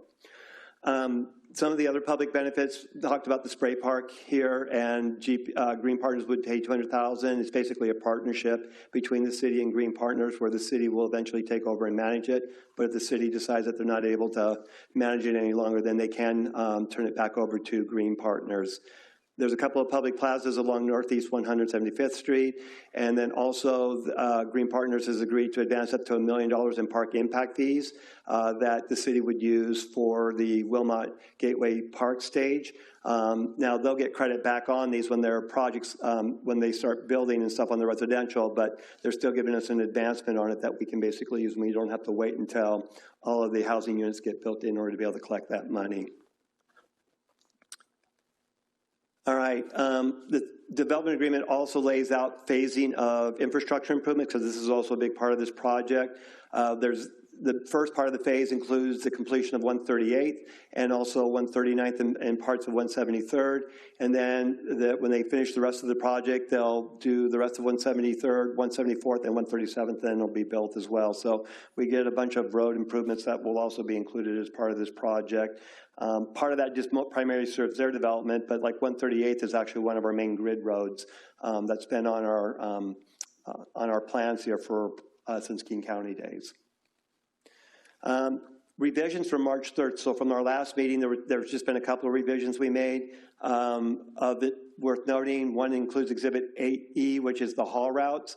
Green Partners came in and asked for some changes in that, and so we did agree to include some of those, but there's also been some additional conditions added, which makes Green Partner responsible for repairs to the haul route, including a full width repair and overhaul of the haul route part that overlaps 175th. Additionally, per the request about the step back requirements, those have been added in there. We mentioned to you at the last meeting, we just needed to get the diagrams or pictures and stuff in there, and we've added that in there for into the Exhibit P. And I would note again, these are in addition, because our zoning does have some requirements, including some design standard requirements around step backs and stuff. And so these are in addition to our code requirements. And then there was a bunch of various non-substantive edits and corrections that we also needed to make to the agreement. Just normally the little grammar things and numbering and things like that that we went through and made some changes on as well.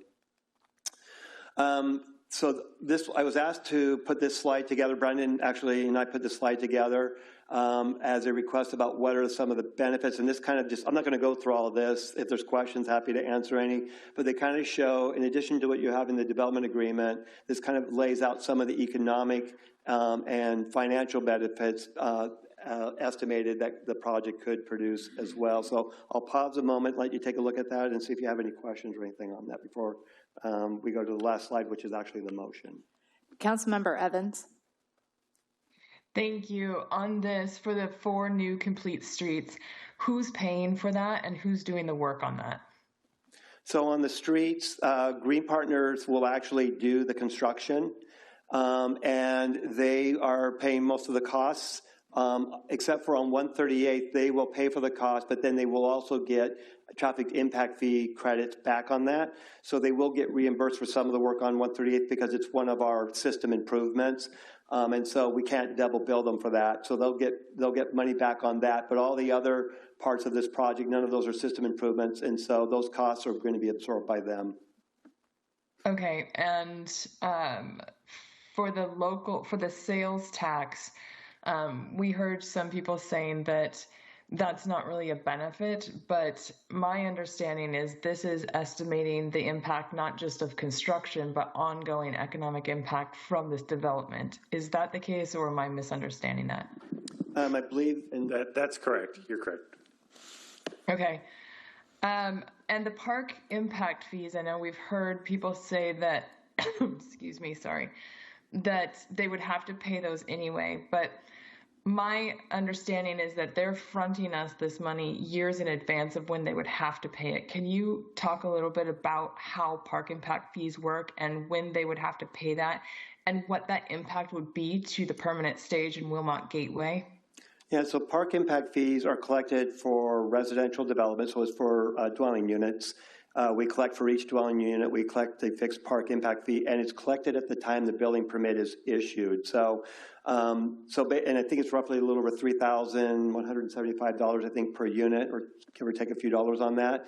And so that's what we would collect with each building permit. So if the first phase, for example, had 50 units in it, we would collect 50 times the $3,175 at the time the building permit is being issued. Okay, so it would take a while to get up to that $1 million. One question that I know many of us have gotten a lot from the community is, what on this list do they get just by building to code with no development agreement? And what on this list is a bonus to them for having a development agreement that we can point to? So would need to pull up the slide from the last meeting. I kind of included in your packet a breakdown of the public benefits / incentives that would be required for regular zoning. for regular zoning requirements, and then kind of made a comparison as to what the development agreement. And we're not actually able to make, at this point, an exact apples-to-apples comparison because there's a lot of moving parts on what actually they may want to try to use. They could potentially use some of the public benefits in the development agreement towards some of the zoning stuff, but they can't use it for like everything. They might be able to use it for partially for one or two things. But again, a lot of this actually won't be able to really be hashed out until we actually get into the permits and actually dive into what the requirements and what they're going to propose to give in order to meet those requirements out of the zoning regulations. Okay, can we keep that front and center then and make sure that we're reporting back and updating Project Woodinville just so that the public can understand kind of where these things land? Yes, we can do that. Councilmember Edwards. Thank you. Councilmember Evans asked my question, but if we can, I think this is the time to take the time to discuss those things, even if we have to go back to old presentations, because those are the questions we're getting from the community right now. What are the benefits that we're getting from this agreement here? So if we do have more information, I know we've talked about it in other meetings, I think now is the time to rehash it for the people watching and the people who may refer back to this, because that's the number one question we're getting. What are the benefits that are coming from these additional requests? So what information do we have right now that we can provide? I can try to take a run at this. So on this slide here, you've got kind of the stuff on the right-hand side, which is the majority is the project-specific negotiated public benefits. So these are ones specific because of this project that we've negotiated into this development agreement. So we have those more affordable housing units sooner. We've talked about that. The public spray park feature was specific to this project. Keeping Woodinville green, that broadly encompasses both the Milwaukee Forest that Council mentioned at the last meeting and pollinator-friendly landscape, and those are both requirements in this development agreement. The adaptive reuse, I know Council and the community was very interested in that, using that space for a public market for some period of time. On the left-hand side, as I think Robert was getting at, it's a little harder to pin down, how much of those, what percentage of those sales tax, for example, are attributable to this DA. Broadly, I can say that this DA, per our code, our code requires that a development agreement is required to unlock the additional height and density, the FAR, in these projects. Those additional units that are the result of that height and density help contribute to increased numbers on those different tax collections, if that makes sense. So they're allowing more units, but that creates more of all of those tax revenues, for example, creates more of those permanent jobs on the site, creates more of those affordable housing units on that site. So it's hard to say right now what the math on that is, but effectively those additional units allow more of those public benefits up there.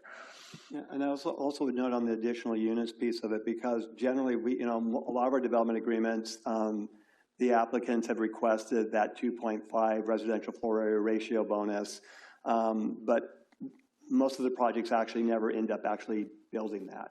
And it usually doesn't affect whether you do 2.0 or you do 2.5. It usually doesn't affect the number of units they're going to build. What it usually affects is how big those units and number of bedrooms they might have in them. So usually you still end up roughly with about the same units, whether you do a 2.0, which doesn't require a development agreement, or whether you do a 2.5. But if they do want to make use of the 2.5, what it would allow them is bigger units. And one of the things we've talked about in the past is trying to get more bedrooms in some of these units, because that's better for supporting families and stuff. Thank you. Please continue. That's actually the last slide I had, because we mentioned we'd covered others, so happy to answer questions. The only thing I have on the next slide is just the motion, which is either if you're happy with the way it's presented is an option, or if there are changes you still want to make to it. I've also set the motion up so you can do that as well. Thank you. Councilmember Taylor? Yeah, just another item that's in here. The last time we considered I think we talked about a 7-story apartment. There was a large traffic impact. What is the traffic trips that's generated by this project? We do have a traffic impact analysis that was conducted for it. I don't remember the exact numbers, but I do know that, and you can correct me if I'm wrong, Asha, that none of the intersections are going to fall to a level service of F as a result of it. So there's no failed intersections coming out of this project. all the projects still operate within the city's policies of what they're intended to operate at. Well, the other project, as I recall, didn't have a problem with the intersections, but it was about 1,600 trips generated by a smaller number of apartments. Do we know how many trips? We have that, and we can get that to you. It's in the traffic impact analysis. I just wouldn't be able to quote it to you at this moment. But we're happy to send that to you because it's in the traffic impact analysis. So we do have a number, yes. All right. Sorry, Robert, Councilmember Millman. Yeah, I have a couple questions and a comment. The east frame zoning, we're talking about 75 feet. Is that, how long has that been the zoning, or is that an increase in what we're talking about just for the east frame? And what is this height for the rest of the project without the DA? Yeah, so I mean, so the base height in our zoning is 39 feet in the CBD zone, and then with certain incentives, you can, just through the zoning, no DA, you can get up to 57 feet in height. And then in the east frame, which is probably covers, I think, about 80% of the project probably. And it's only a little bit of the western part that's, I believe, in the pedestrian core. The vast majority of it is in the east frame. That's where then, with the development agreement and additional public benefits needing to be provided, that you can potentially get up to the 75-foot height. And we've got some standards in the zoning that talk about what you have to do in order to be able to get that. The DA is only one piece of a 75-foot height. There's other things that you have to provide in addition to just the to the DA on that. And one of those we've talked about, this step backs on 175th, is that included? The step backs was one of the step backs that are separate from the zoning was something council requested, and those are included in the DA. Yes. Thank you. There's a lot of, by my calculations, and maybe Jason can clarify it, we're looking at a maximum of 6 stories. Is that close? Because you're going to do roughly, what, 20 feet on the bottom floor for commercial? Yep, that's right. The way the current code allows for the additional 75 feet, it does cap at a 6-story, and the 6-story you can only do a half level. So functionally, the code amendment basically allows us to add, another half floor of units on the project. So I'm not clear. Is that 5.5 stories or 6.5? I always think it's of like things 5.5. Yeah. 5.5. Okay. Essentially. So when I keep hearing 6 or 7, that's just not accurate. Correct. Yeah. Okay. It's just a half story.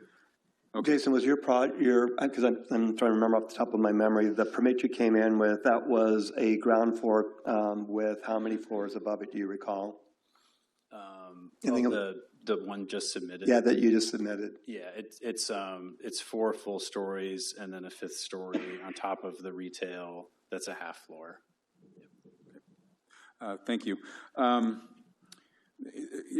This is.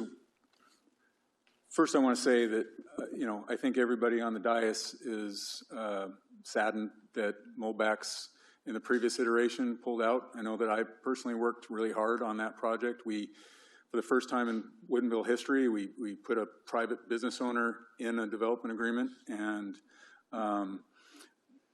that wasn't able to happen. And my mom and her ladies group came from Squim every year around Christmas time. My family went down to the poinsettia tree. I bought plants there, enjoyed the expertise. And like everybody else, deeply saddened that Molbach's isn't in this project, but Molbach's isn't coming back. So our job is to make the best of this project. And can we go back to the other slide there? Previous slide. I want to point out some of the benefits to this. So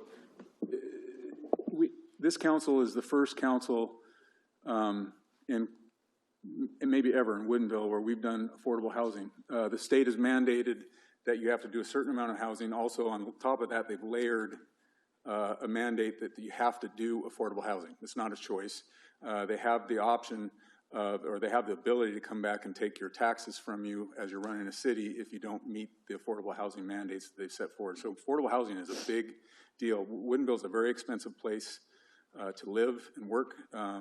And we need affordable housing just on human terms. We need affordable housing on economic terms for people to be able to support our economy.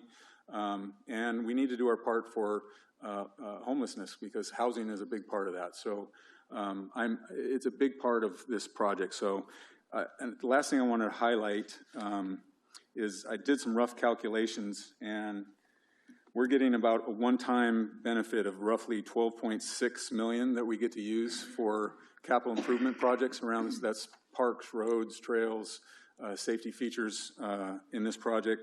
And then we get conservatively, we get another $1.1 million.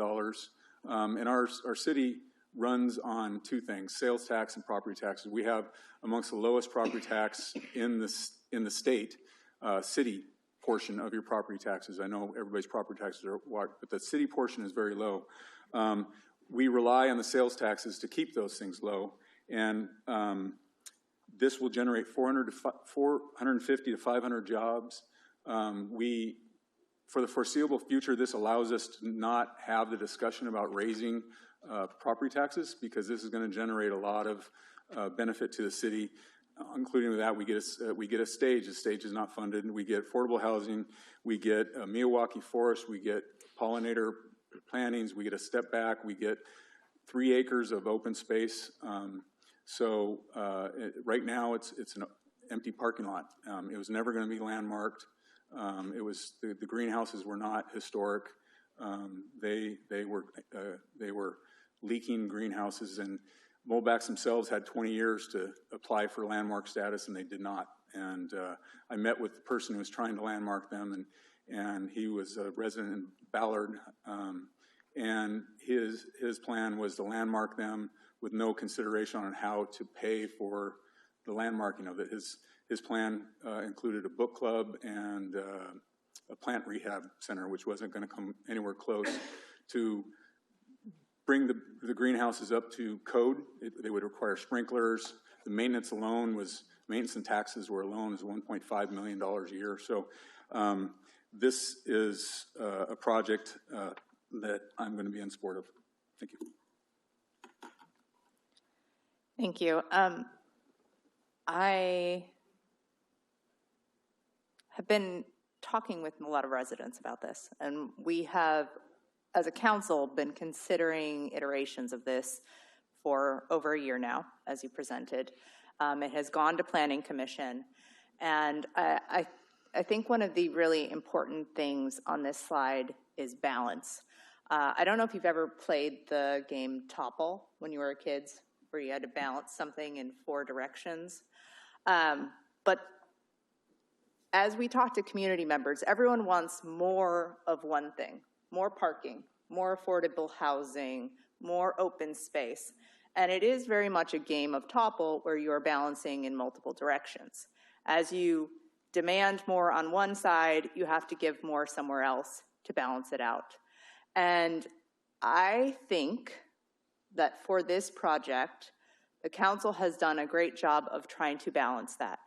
We have a public spray park, which is a feature that we as a city, our residents, have been asking for a decade.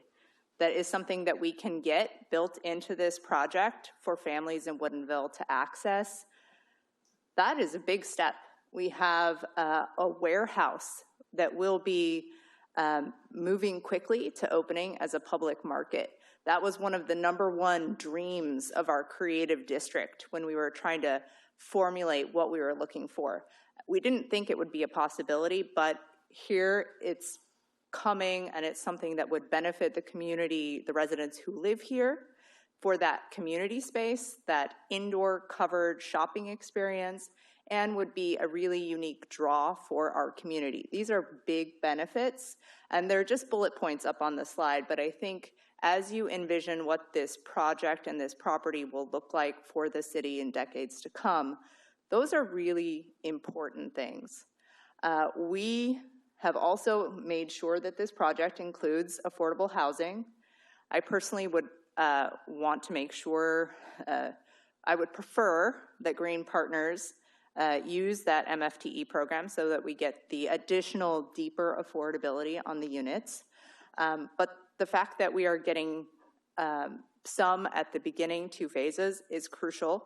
Get those units online for our community. And we're still leaning in to all of the strategic goals that we have set as a community. Affordable housing, keeping our city green. We've got an urban forest written into this that the public will be able to access. We have pollinator-friendly landscaping in line with our Bee City designation. And all of this is on top of what benefits we would get from any development of this site, which includes things like the sales tax and the REIT and the impact fees.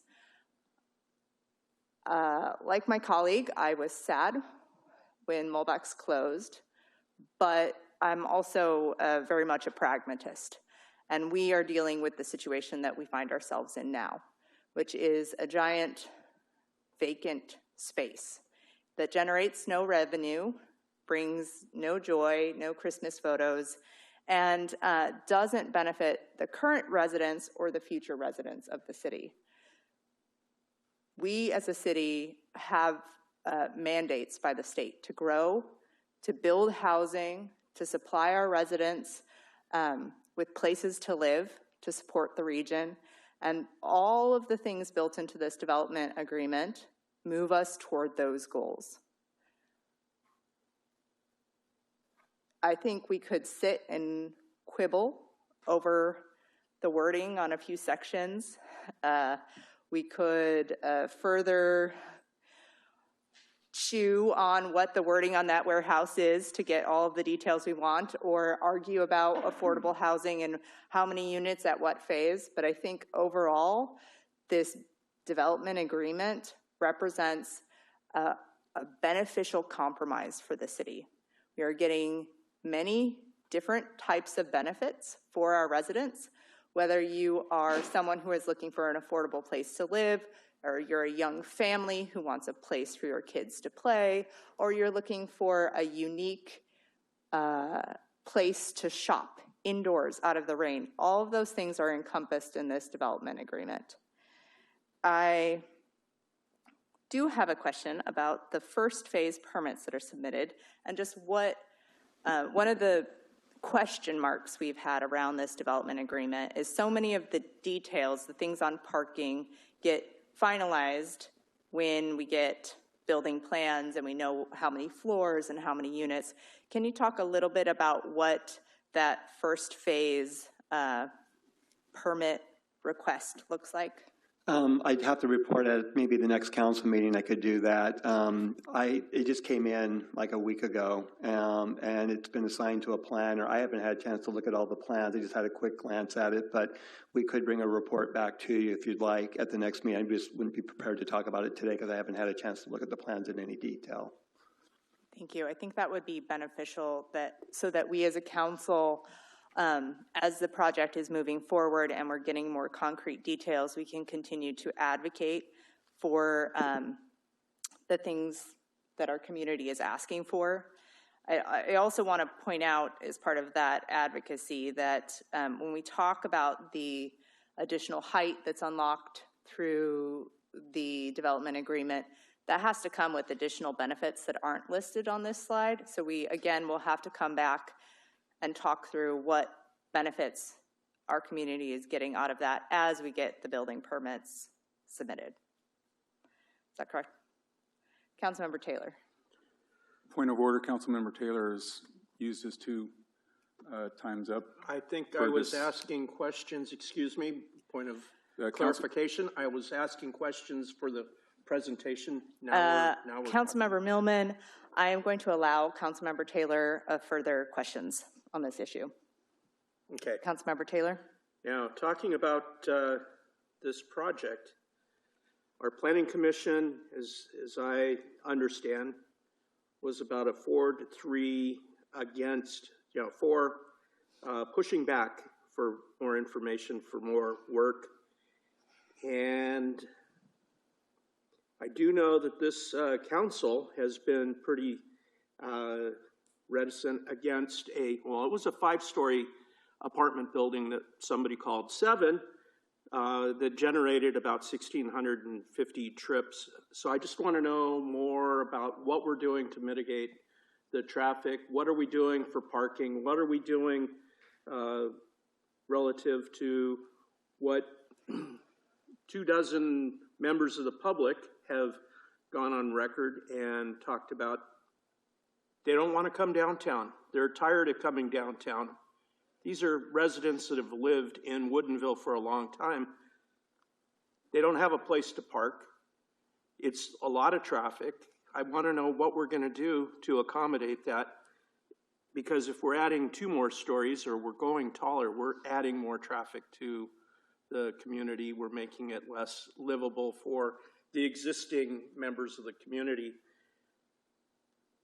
I want to see what we're doing there to mitigate the traffic, the parking, make it so that the Planning Commission is comfortable with the project, and that we have 24 members of the community saying, hey, we like it now, walking up and saying, hey, it looks better. But I haven't heard that yet. So we have a council that maybe benefited with the Livable Woodinville campaign sometime in the fall, but it didn't impact the neighbors and the people that have to support this too. So I'm not ready to vote. I think it needs to be sharpened and refined a little bit more. Councilmember Millman. Yeah, I want to address that a little bit. So we're in this position because a lot of the past projects, which Councilmember Taylor has voted for, did not include parking improvements, did not include affordable housing, did not include some of the benefits that we're getting from this. Nobody's voted for more multi-use, dense housing than Councilmember Taylor. It's not true. And it's, yes, it's very true. Point of order, it's not talking about individual. Councilmember Taylor, you do not have the floor. Your point is not well taken. Your point is not well taken. You do not have the floor. Councilmember Millman. Okay. Your voting record is public. You're the longest serving council member, and I guess you're walking out. So Councilmember Taylor also, and then earlier it was stated there is opposition to this project. However, people that voted or supported past projects, let me use Harvest for example. Harvest was a project that did not include residential zoning. That project became a lot denser when it included residential zoning, and the council did not negotiate public benefits to that. District Flats, which is over here, included no affordable housing. There was another project, West Point, over by Cut Shop, no affordable housing. So the people, some of the people walking out and complaining about this are the ones that didn't vote for public benefits for our projects. So we are saddled with the requirement by the state to have affordable housing. It is a need. It is a stated mandatory requirement by the state. This benefit to this project cannot be understated. So, you know, the hypocrisy that I see from some of this based on the voting records of past councils and not getting any public benefits is really ironic. I just wanted to point that out because there's a lot of misinformation coming around the city, whether in ads or social media, that just is not accurate, whether it's the height or whether it's the dollar amounts of public benefits or downplays the affordable housing or a splash pad or the $1 million that we're going to get to fund our stage. Our stage is not funded right now, but this would fund our stage, which would be enjoyed by the whole city. So I think this is a good project. It's not the project it was 2-3 years ago, and that's unfortunate. But right now, I think Mayor Arndt said it right. This is an empty lot, and I think we're pretty close to about the best project that we can get in consideration with economic requirements and also with current zoning, because at current zoning, they could just turn around and build 4 stories and we'd get none of the public benefits, including affordable housing. So I'll be in support of this.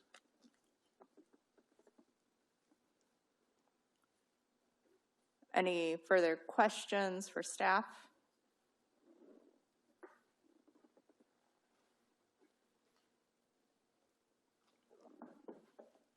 Good. I move to approve resolution number 675 regarding the Green Partners LLC development agreement as presented. Second. Have a motion and a second. Maker of the motion, would you like to speak? Yeah, I definitely appreciate the vigorous conversation we've had around this, but for those who are still in mourning for MOBEX, I'd like to point out that the very fact that we are having this discussion about a new development agreement shows that we did everything that we could to help save MOBEX. We're only having this discussion because members of this council who were sitting in these chairs at the time said, we want to make sure that you try and include MOBEX. And I believe that there was a non-disclosure at the time that Jason kind of brought some of those pieces to light tonight. So understand that this is a private property. It was a private agreement between 2 parties, and we pushed as hard as we could to make sure that that cherished business was able to stay. I do believe that we're getting a lot out of this in terms of people keep talking about parking. There will be a parking garage or several for this project. And we're also getting streets. So we can't lean on, oh, well, we're going to overdo traffic. But one thing that this council has also done is actually improve, and we're adding the roundabouts and improving the connection to 522 as you come into the city. So we're improving the infrastructure. Not all of that is on this project. So we're moving things along. I appreciate the things that we will be receiving in this DA. And I think one of the things that people may be missing is this does not happen all at the same time. This is a multi-year project. And I think everyone on this council has had a very long view for what's going on. So I'm excited for what it will bring to 175th in the form of commercial development, and what it will bring to our community in terms of affordable housing and the ability to live within Woodinville downtown, building that walkable, bikeable community that we all look forward to and promised over the years. So I appreciate the debate. Thank you, Deputy Mayor. Any other comments? Councilmember Millman. Yeah, there's another misinformation campaign that's going on. It talks about how we, quote, should compel them not to build. We should compel them to sell the property. That's incredibly reckless and irresponsible. That is a lawsuit that's been tried in other cities, and is it would expose the city of Woodinville to tens of millions of dollars of lawsuit. And most recently, that kind of occurred in Cle Elum, where they pushed back on a developer and were slow walking the thing and trying to delay or stop that project. Cle Elum recently went bankrupt over the lawsuit from that developer. Everybody here owns property. You have property rights to enjoy the economic benefit of your property, and that's no different than the property owner here. I think that point is lost because there's something going around that we should just say no or just force them to sell, or which is irresponsible. But even if you could, there's no guarantee that they would find somebody to sell. There's no guarantee that they wouldn't find, have to find 4 different property owners and divide it up, because it's a fairly big piece of property, which we wouldn't get any of the public benefits, negotiated benefits that we're talking about. We wouldn't get a consistent project. So that is problematic, and people, I think, sometimes don't understand how zoning laws or private property rules work, or that they don't want to, in order to a message during a campaign or whatever the case it is. So I just want to be clear that, not only are we getting benefits, but the other side of the coin is that we have a fiduciary duty to the city and for property owners to actually work responsibly with all property owners in the city. And if Mr. Ganson is with us, would you care to comment, Mr. Ganson, on the property rights that people have and what our duty is to responsibly negotiate with them?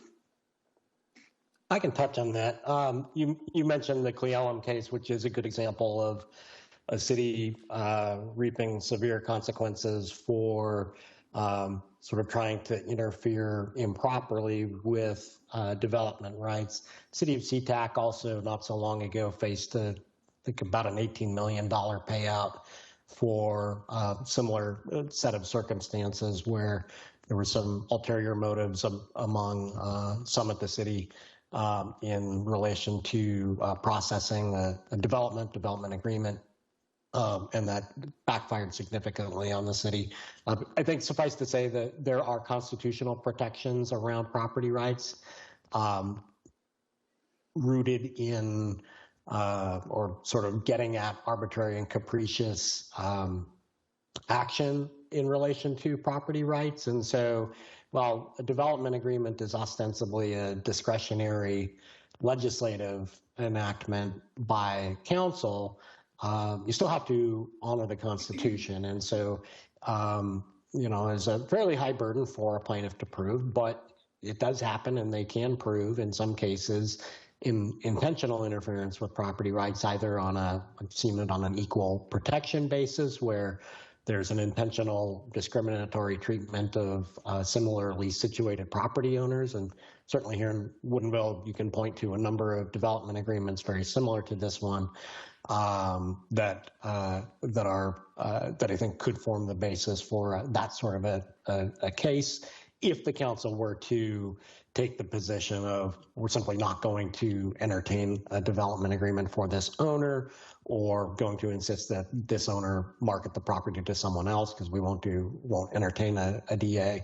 That said, it's certainly fair ground to negotiate the best deal, and council has the discretion to determine what are public benefits to offset the things that can only be unlocked through a development agreement under your code. Some of the height and density bonuses, for example. So I think you're on the right track. I don't hear an inclination on the part of a majority of council to go down a path that would lead to some of these more significant liability concerns. But that about covers it, I think, unless there are any questions. Thank you. I would like to just kind of weigh in and emphasize that we as a city are growing. This property, whether it is this development agreement or a future development agreement or a sale to a future owner, it will be developed, and it will be developed to the maximum of whatever that property owner can develop it to, because that is the economic pressure of property ownership in the city. And that is the mandate that we as a city have from the state to add housing, to add density within the growth management area. And that serves a purpose. It protects our farmland, which is just blocks from where we're sitting right now. By concentrating our growth here in the downtown of the city, we are protecting that farmland. We are protecting the green spaces and the tree canopy. And these are really important things that we can't get back once they're destroyed. Having said that, I think, again, we have done a good job of balancing the push and pull of asks with this development agreement. We want to build a downtown that works for all of our community, that benefits everyone across the ages, across the economic spectrum. And I think that we are doing the best that we can as a council to negotiate that with this agreement. Yeah,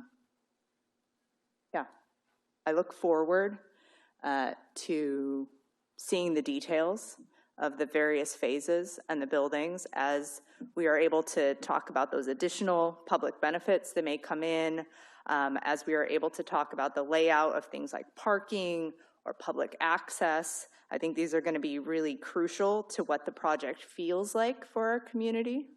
But I think that this framework is one that benefits a significant portion of Woodinville.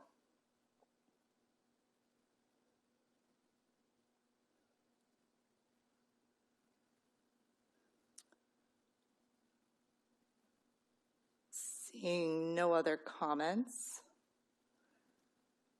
I think we could take a vote. Councilmember Evans? Yes. Councilmember Edwards? Yes. Councilmember Wise? Yes.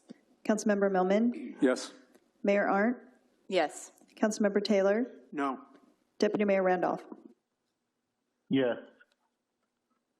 Thank you. Motion passes 6-1. We will now move on to business item 12, traffic safety along 156th Avenue.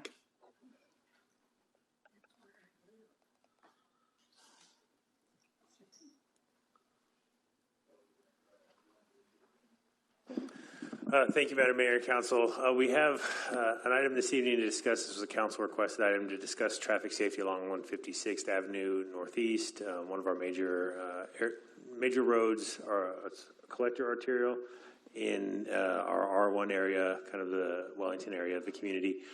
This evening we have our Public Works Director, Asha, is going to help with the presentation, probably lead most of the presentation, and we also have Chief Myers with us this evening that can jump in where appropriate as well. So I'll turn it over to Asha and let her go. Thank you, Mr. Buchanan. Good evening, Council. As Brandon mentioned, this was the item that was added as a council member request. The presentation tonight highlights the information already presented in the staff report, but just wanted to bring some of the information highlights of that staff report into this presentation. So in terms of just a quick agenda for the presentation, just a brief background on the corridor, reviewing some traffic data and safety analysis that staff had prepared, summarizing collision history, discussing some existing projects or projects that are in our CIP, potentially some strategies and solutions, next steps, and of course, receiving council direction feedback on these next steps and any other direction that council would like to give. So with that, corridor overview, 156th Avenue Northeast, as Mr. Buchanan just mentioned, it is a collector arterial, north-south collector arterial. It's approximately a mile long, connects from Woodinville Road to our northern city limits, to Snohomish boundary. That's the northern limit of this road. It provides access to various low-density residential areas, including 195th Street as well, which is east-west direction road. In terms of the physical characteristics of 156th, the majority of section, it is almost all of the section is a straight alignment. However, as it comes towards south of 195th, towards Woodinville, it does have a steep downhill section, and the grades are approximately anywhere between 7 to 9% grades. So there's a steep downhill as you come down from north to south. Implication, of course, because of that, is that there is a there's a tendency for higher speeds as you come towards the intersection due to the grades and also just the section of the street itself. The speed limits, as the posted speed limit, the first 1,400 feet, so roughly in that intersection at Woodinville Road, right before 190 at 188 roughly, so 1,400 feet or so north of Woodinville Road, the posted speed limit is 25 miles per hour, and then the remaining corridor all the way to the north is 35 miles per hour. In terms of what existing safety measures are already in place, we do have driver feedback signs on either direction, north and south, feedback sign with the speed limit signage as well. This was recently replaced as recent as last year due to damage to both of these devices.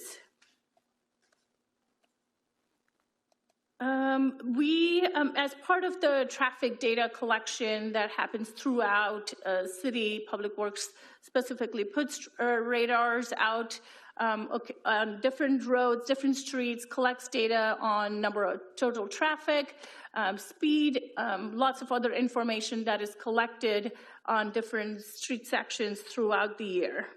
And they are multi-day. Majority of them are multi-day speed and volume surveys, portable radar devices. We also have the driver feedback signs.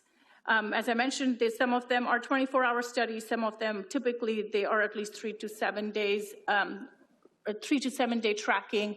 And then during the collection of this traffic data, we do avoid atypical travel periods like holidays, school session being out, the weekends, or any summer break. So those events are taken out. Data is also collected if there is a request by a citizen or by our police department as well, if there's any data that is required. So there's also as needed basis that we collect the data. So this was the driver feedback sign that was installed, that has been there, but it was replaced last year. And one of the public comment you heard about it, this is the feedback sign that was mentioned about. We were, as part of the public record request and as part of information regarding speeding along 156th, it was the data access from this driver feedback sign was requested. City usually does not license data collection from these driver feedback signs. However, based on the information that was requested, the city did get into and get licensing to obtain that data. The data that was obtained earlier this couple of months ago, after some difficulty because of sign-in, login information, we did receive data from this driver feedback sign.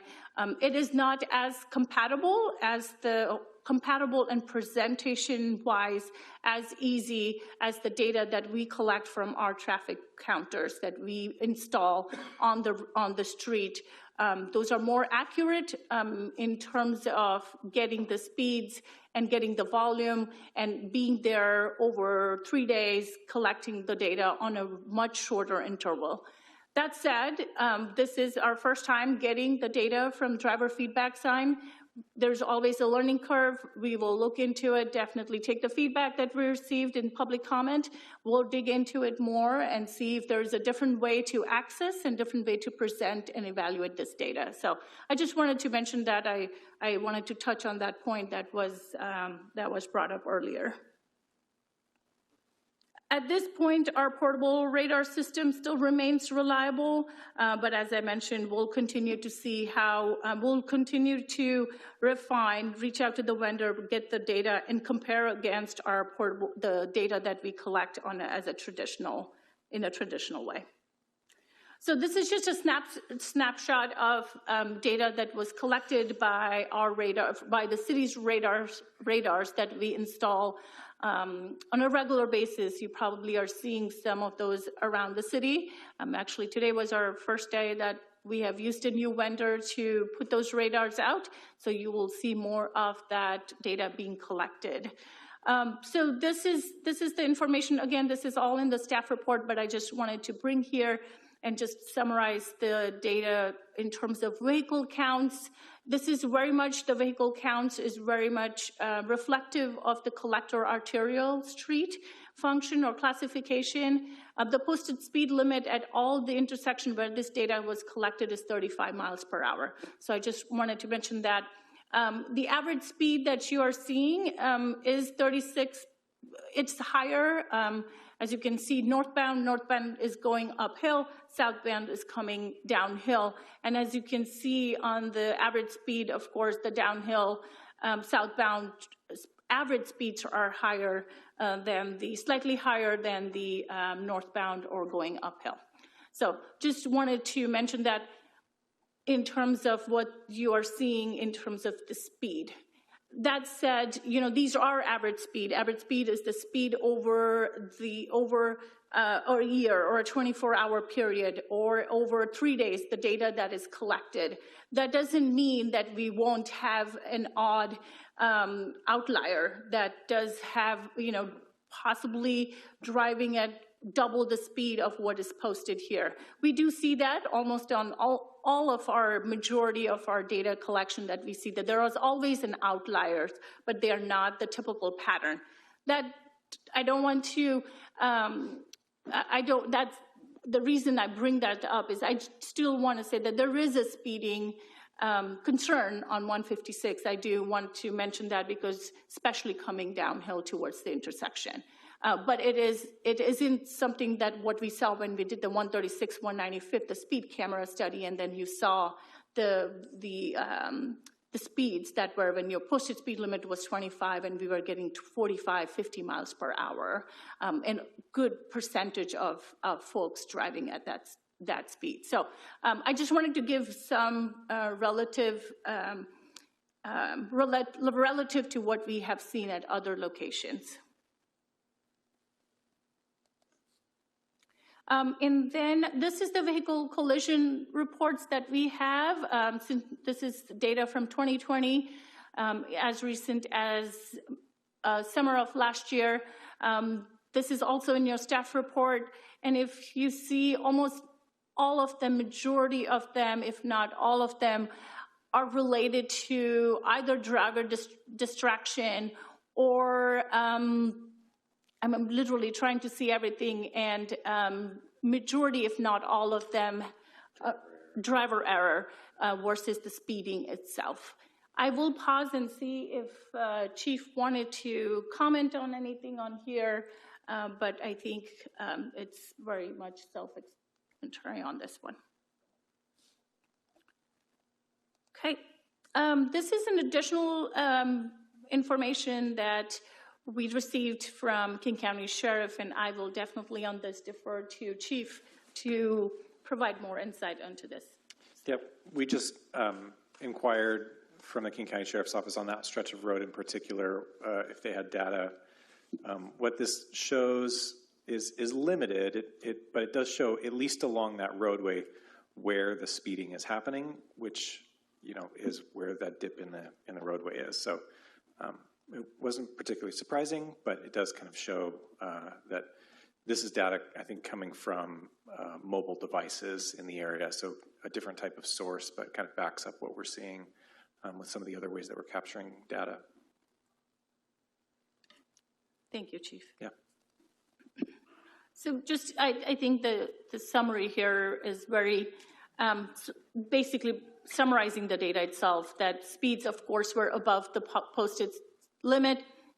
85th percentile speed limits are 5 to 10 miles per hour than the posted speed limit. Southbound traffic, which is the downhill segment, is faster than the northbound, slightly higher southbound traffic, and then northbound volumes are slightly higher than the southbound. So, and as we saw, the collisions, they're relatively infrequent, and almost all, if not all of them, are related to driver error or driver distraction.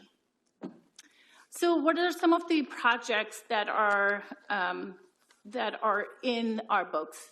We do have the sidewalks and walkway project, which is in the existing CIP. However, it is not in the 2-year funded project, but 6-year plan, and it's a complete street concept. The project is not addressing speeding or traffic pattern, but it's actually addressing the complete street concept.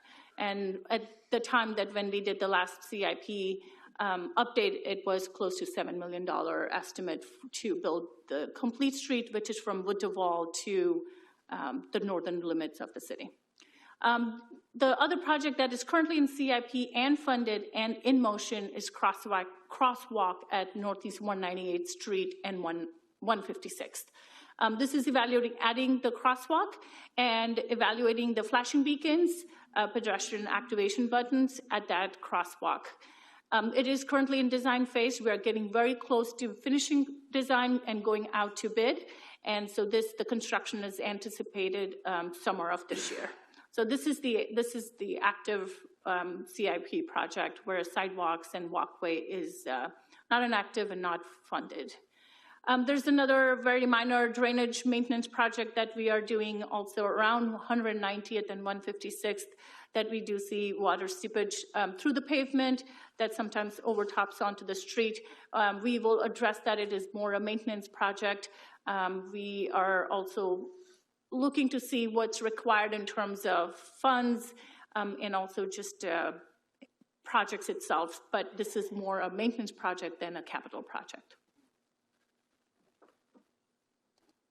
So in terms of potentially some options to address the speeding, it's a tough one because it is a segment of the street which is defined by the physical characteristics of the road that is mainly creating the speeding issue. Typically when we do speeding, we look into the speed bumps or speed tables. Due to the steep grades, due to it being a collector street, also being the emergency access route, and also being the main collector connecting the residential street, this is not a good candidate for speed bumps or for speed cushions. And just even to grades, even if we have to think about the grades, there are also industry standards for where if once the grades are 7 to 8%, speed bumps do not become effective in terms of reducing the speed. And it is evaluated case by case, but it's typically not the first one to go in terms of traffic calming measures. So then it comes down to is there a significant capital project that we have to look into? And that is, again, there potentially, yes, there could potentially be a massive redesign of that initial section of the roadway, but it is a significant, it will be a significant project, which first requires some evaluation scoping before even the actual design and the solution is determined. So it is a major effort for sure, and it would require to be included as a capital project, will require capital investment. So just wanted to again, we have not, because this was not part of the CIP, staff has not looked at this project in detail, looking into evaluating in detail any of the specific solutions. But these are some of the just brainstorming some of the potential options or solutions. Of course, there's always the, as Chief mentioned, there is also, and in the staff report, there is occasionally enforcement that does happen. And of course, during those bursts, there is compliance with the speeding. It also happens with the driver feedback signs. When we first installed the driver feedback sign, it catches attention. But as they see that feedback sign, it is effective for majority. Does it mean that it does?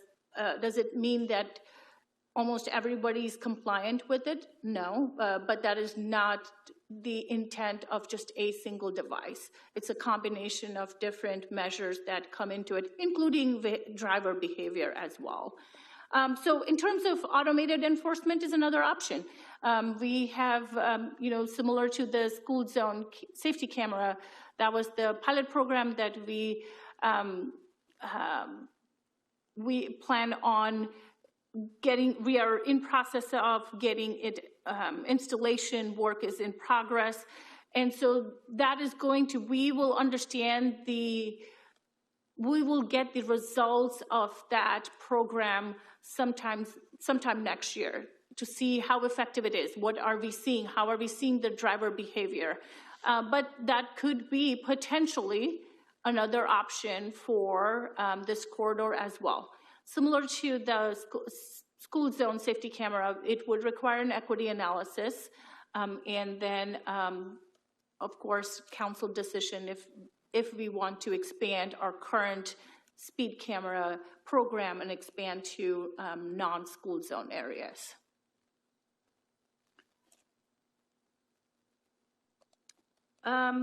So the next steps and feedback, again, this was more presenting the information that we have, hearing from council, any feedback, direction, but staff will continue, irrespective of us bringing this topic to council. We'll continue the monitoring traffic speeds and volumes. We, of course, conduct education outreach where there is a potential and when there is an opportunity. And I think same goes for enforcement as well.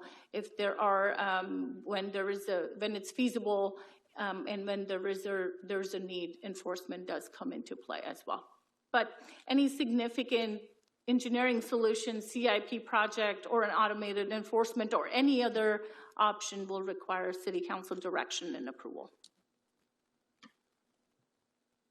This item is more for discussion. No, there's no recommended motion for this item. Thank you. Councilmember Taylor. In the past, in that neighborhood or nearby, there was, around the school, there was a little bit of speeding, and there wasn't much that we could do at the time, but the neighbors got together and they got cameras and they started documenting the speeds. If we have a sign out there and we have somebody just filming, set up and film, is that something that the chief could work with, or is there anything that you can do? There's nothing that we can do on an enforcement basis off of that. There are traffic infractions require specific observation from officers. Just think of all of the hoops that we're jumping through with a school zone speed enforcement camera, and we're not ticketing drivers on that, right? And so you can kind of see how something like that may not be enforcement based. So there was in that case, they set up a website and they just kind of had a shame, neighborhood shame, and kind of cleaned up a little bit too. But I was wondering if there was something that, if you had the picture of the camera and you knew who it was. Yeah, like I say, that's sort of way outside of what we can do as far as enforcement goes. All right.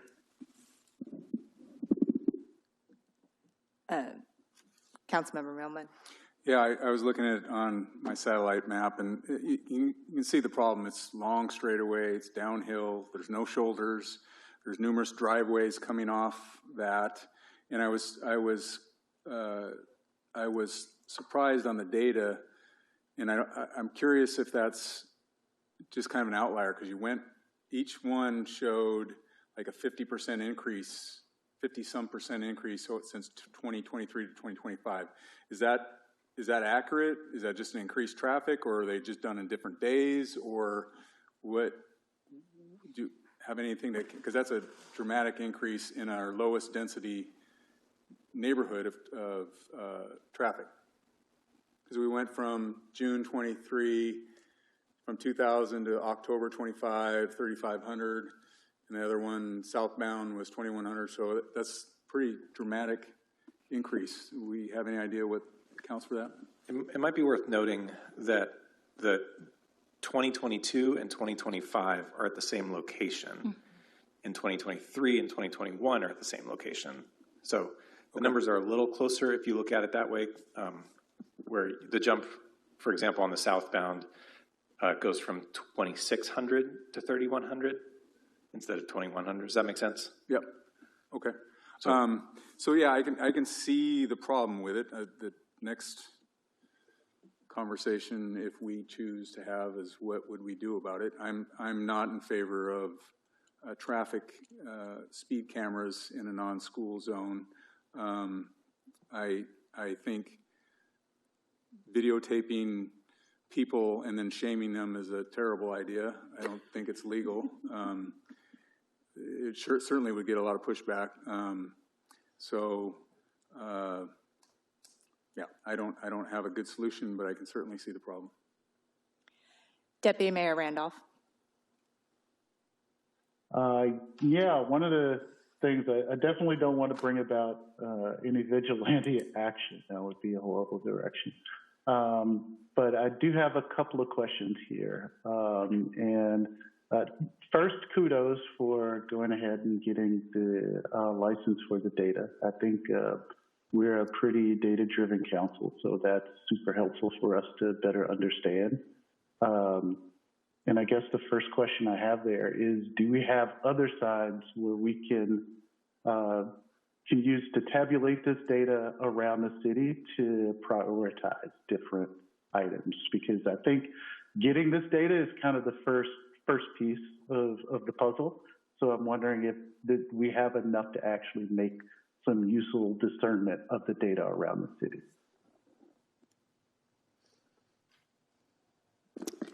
Deputy Mayor, I wanted to understand your question slightly better.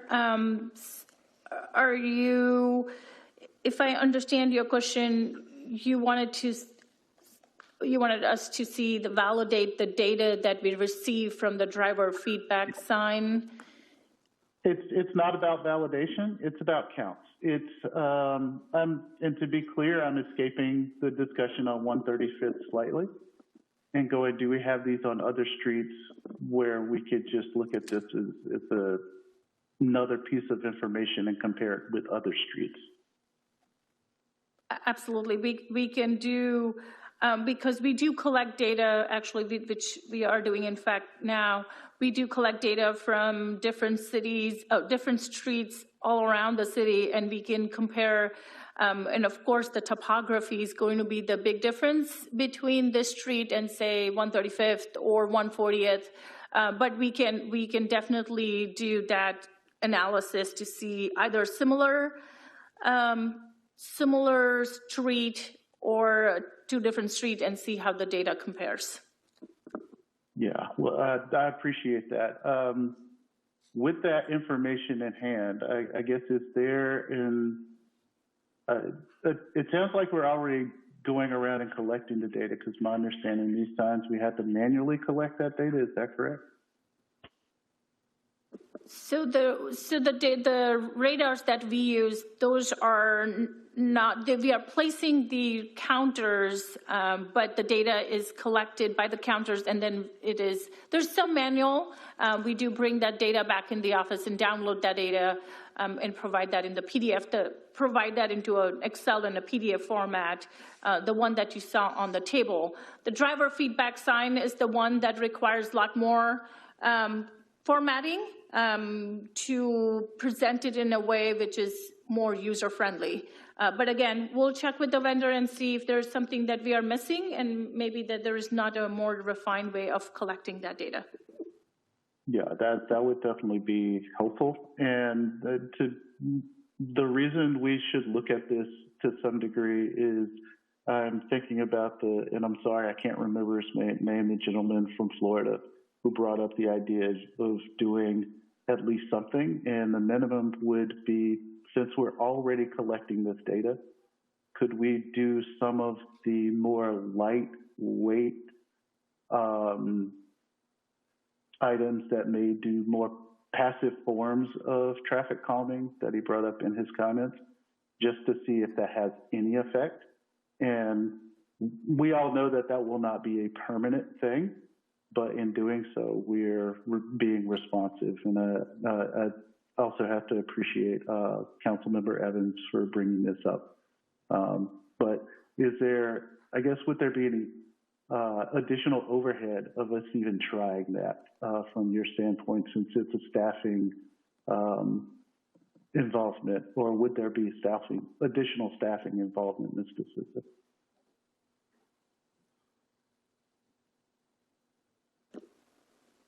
Deputy Mayor, in terms of some of the suggestion that we heard at the, I'm guessing you're talking about some of the comments we heard at the public comment, we'll have to look into it and see the capabilities of what the driver feedback signs provide. Of course, we also have the trailer signs and radar that we could use to, we always do slow down. We do the messaging that we can continue to do. But again, those are temporary. And they are good in changing behavior at that moment or during that period, but sometimes the habits don't change. But we can continue to bring those occasionally or on a routine basis as we see fit. Okay, thank you for that. And I have a deep interest in the changes over time, considering the traffic spikes, but thank you for answering my questions. Thank you. So this item, just to provide some context, it was raised, the issue was raised by a community member, and council members requested it to be added as a discussion item. I suggested to staff that they give us the full rundown of the gamut of options that we could use. Not that we were particularly looking to implement one or the other this evening, but to simply look at all of the options we have for addressing speeding, whether it's more enforcement, adding officers, speed bumps, cameras, road design, just so that we can get a full understanding of what options we as a council have for addressing speeding. I think this is one example of a road where we have consistent speeding, but there are many other parts of our community where you could say very similar things. I live along 124th Avenue. As you're coming north into the city, it's a long straightaway with a sudden drop in the hill, and you see very similar kind of traffic patterns where people speed up right as the speed limit drops. But I think it is a good thing for us as a council to think about the ways that we can systematically look at ways to drive driver behavior towards lower speed limits on these routes. I don't think that there is a suggestion from any one council member to implement cameras or to go out and source another officer for full-time traffic enforcement. But I think this is the start of a conversation about what measures we could take. I would be interested in some of those easy suggestions of what impact they would have on traffic on that road. Things like the signage changes suggested in comment, or even things like changing the planters or kind of the smaller CIP projects. What would they look like? So I would be interested in some of that information to kind of begin looking at concrete options for moving forward to not only implement in this corridor, but to take and see how they work in other parts of our city where we're having similar issues, especially as you come off the hill on both the east and the west side of the city. I think that there are similar spots.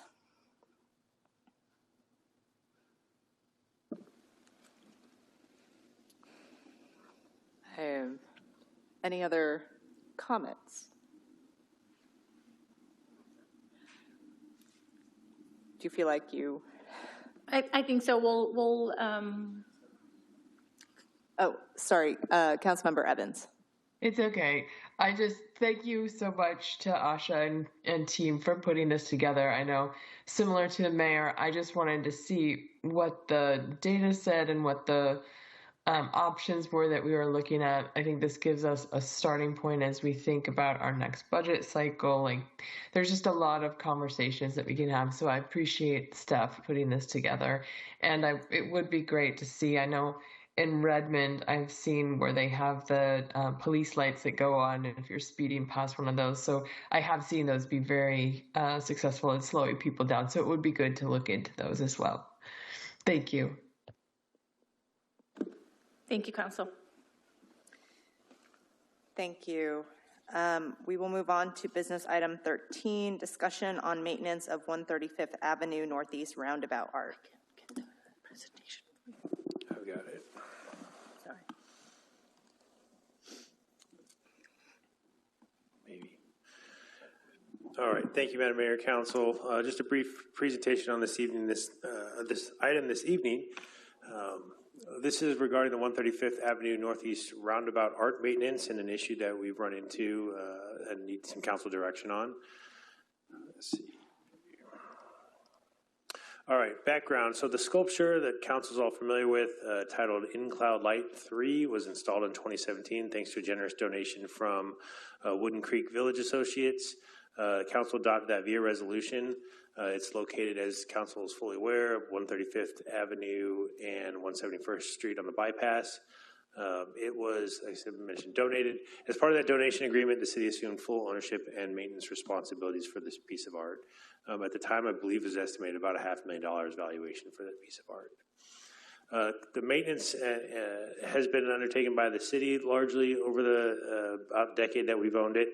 The ongoing maintenance, obviously routine cleaning and minor maintenance performed by city staff. We do that once a year.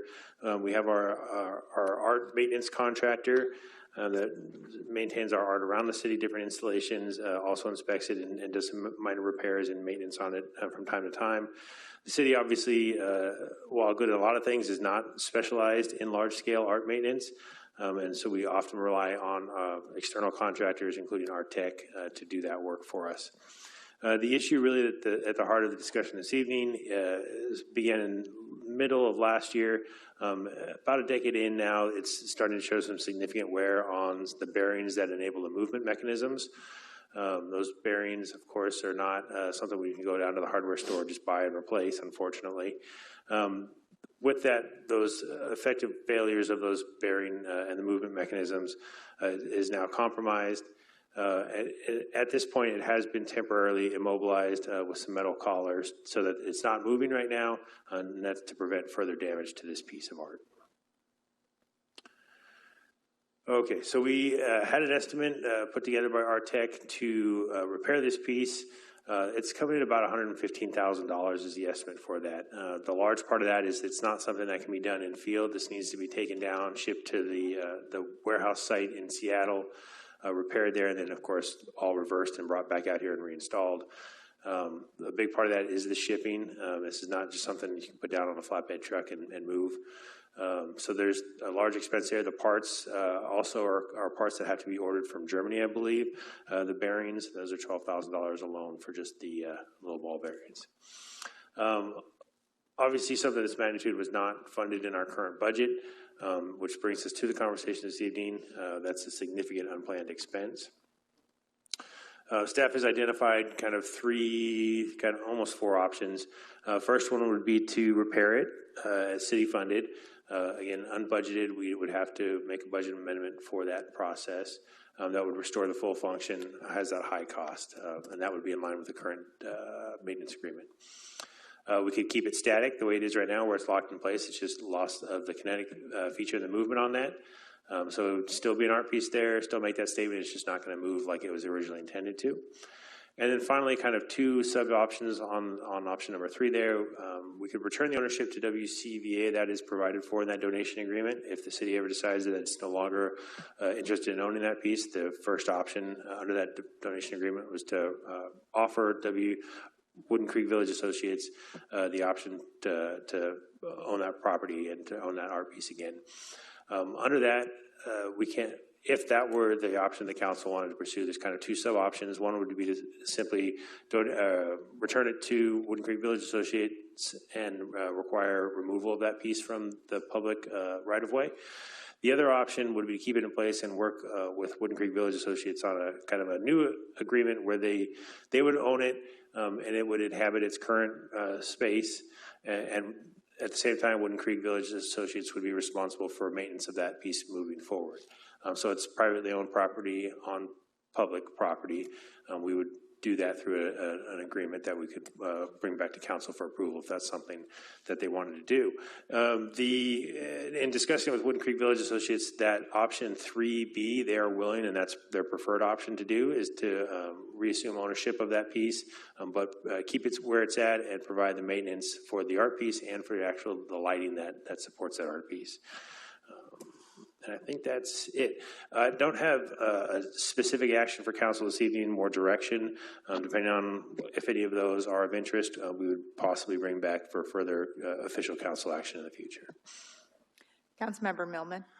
So the keep in place, to understand that, so they would take ownership of it and be responsible for the repair and maintenance? That's correct. Right? Yep. And that's their intent? That's their preferred, they have expressed that is their preferred route to move forward with this, yes. Okay, and we avoid the $115,000 unfunded mandate to lube the statue and all that stuff? That's correct. Okay. Councilmember Wise. Why weren't they maintaining it from the start? This was the condition of the donation. They had, as I mentioned, that significant expense, about $500,000 for the value of that donation. And one of the conditions that was negotiated for that was in accepting that sort of donation, we were to take on the obligation of maintenance of that property. It was a condition of the donation, effectively. Councilmember Edwards. What was the value of this donation when it was made to the city? That was that estimated, if I remember right, it was about $500,000 was the value of that piece of art when they donated it. That piece of art, it was 10 years ago, but at that point, that artist had art kind of displayed around the world, including at the time the Olympics that had just happened. Then that was a version of this was the Olympic torch, and it also been, I think, displayed on stage during the Oscars or the Emmys or something. So it was kind of a very popular artist at that point.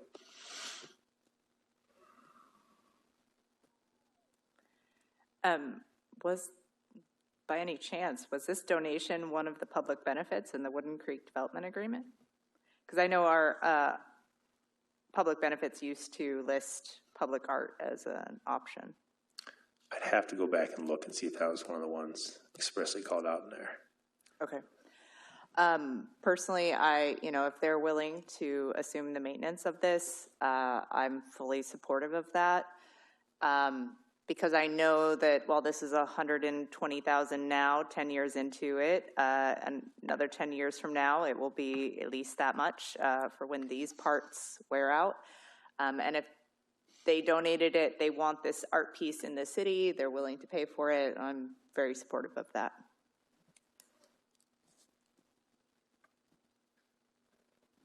Deputy Mayor Randolph.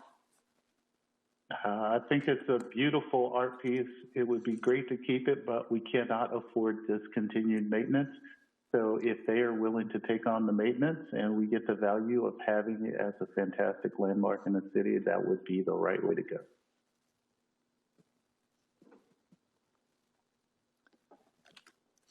If that's the council consensus, and I probably would encourage that to be the council consensus, I will work with Wooden Creek Village Associates to come up with an agreement, and obviously our legal counsel bring that back for future council action, but effectively returning ownership to Wooden Creek Village Associates along with the maintenance responsibilities and providing the ability for that to remain on public property where it's currently located. That could be a future council action. Thank you, I appreciate it. As we discussed in the development agreement earlier this evening, oftentimes we have these partnerships between the city and developers to bring an art piece or a public feature, and considerations on the maintenance cost must be part of that consideration at the time. And I know particularly with some of these specialty artworks, it's very difficult to understand what maintenance looks like in the long run. So I appreciate Wooden Creek and their desire to keep this piece moving in the city. All right. Business item 14, presentation of the 2026 legislative session wrap-up.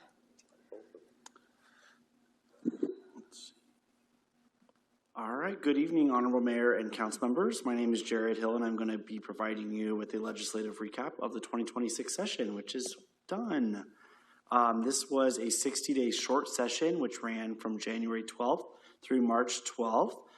Focused more on refinement than major new policy creation, and the legislature introduced over 1,600 bills this session. It reflects a high volume of proposals, but most of those did not advance. Only 350 bills ultimately passed all the way to the governor's desk, which is about 20%, and that is typical for a short session. The session was primarily focused on supplemental budgets and targeted policy updates, given that it was a short session. There was an emphasis on adjusting the existing biennial budget and advancing specific, more narrow policy changes rather than sweeping reforms. And next step is Governor Ferguson's action, which is where we are right now. So once a bill reaches the governor, there are two possible timelines depending on when it's delivered. If the bill is delivered earlier in session, the governor has 5 days, excluding Sundays, to act on the bill. However, most bills are delivered at the very end of session, which gives the governor 20 days to act.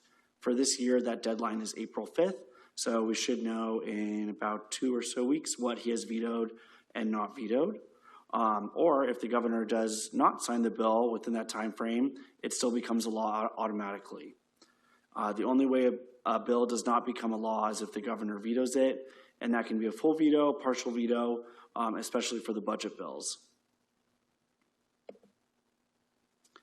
The session started with a significant challenge, and that was the state was facing a multi-billion-dollar budget shortfall. The fiscal pressure really shaped everything that the legislature did this year.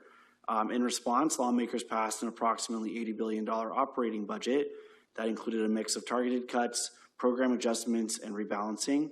Despite the shortfall, the legislature still made several key investments. About $1.5 billion was allocated for roads and bridge preservation, which has been a key priority for the governor. This reflects a strong focus on maintaining existing infrastructure rather than expanding capacity with new infrastructure projects. And over $200 million was directed towards housing programs, continuing the state's effort to address housing affordability and supply. And also $21 million was restored for crime victim services. And this avoided cuts to a program that had been at risk of earlier cuts in the budget process.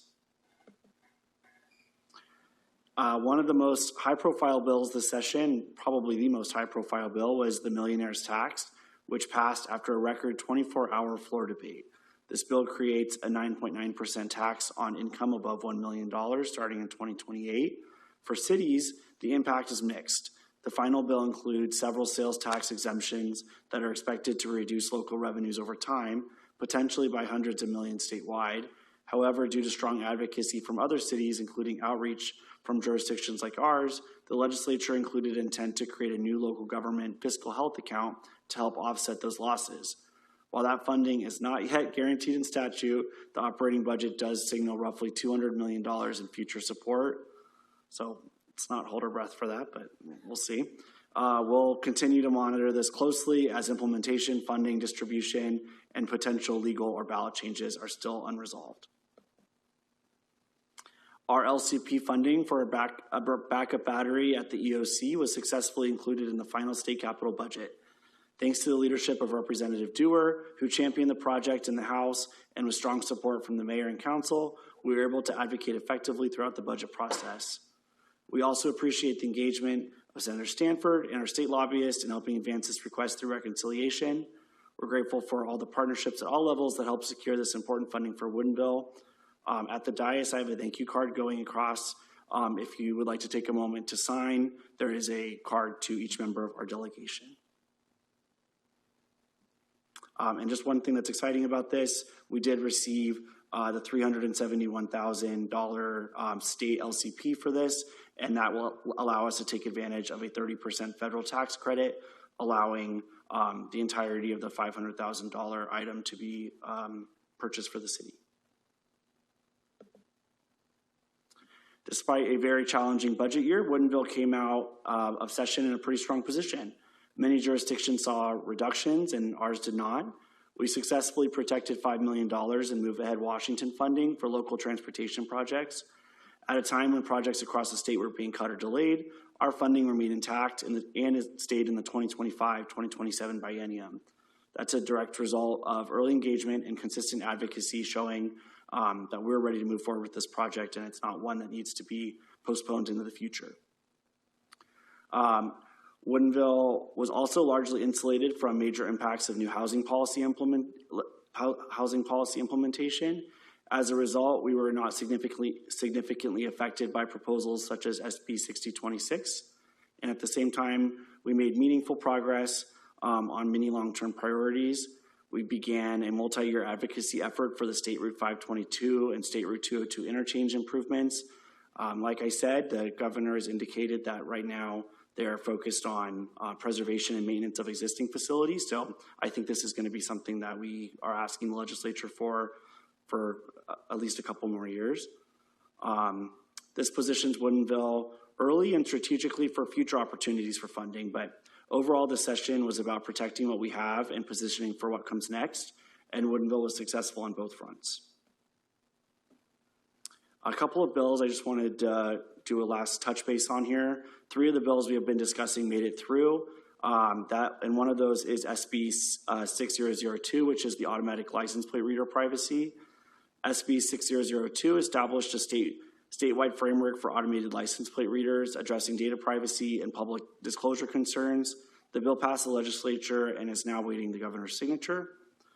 SB 6110 was the e-bike regulations bill, and the bicycle community is celebrating this as a victory. The SB 6110 clarifies that definitions of e-bikes and distinguishes them from higher speed electric motorcycles. It preserves the current classification system and directs further study of emerging devices for the future. This bill has also passed the legislature and is awaiting the governor's signature.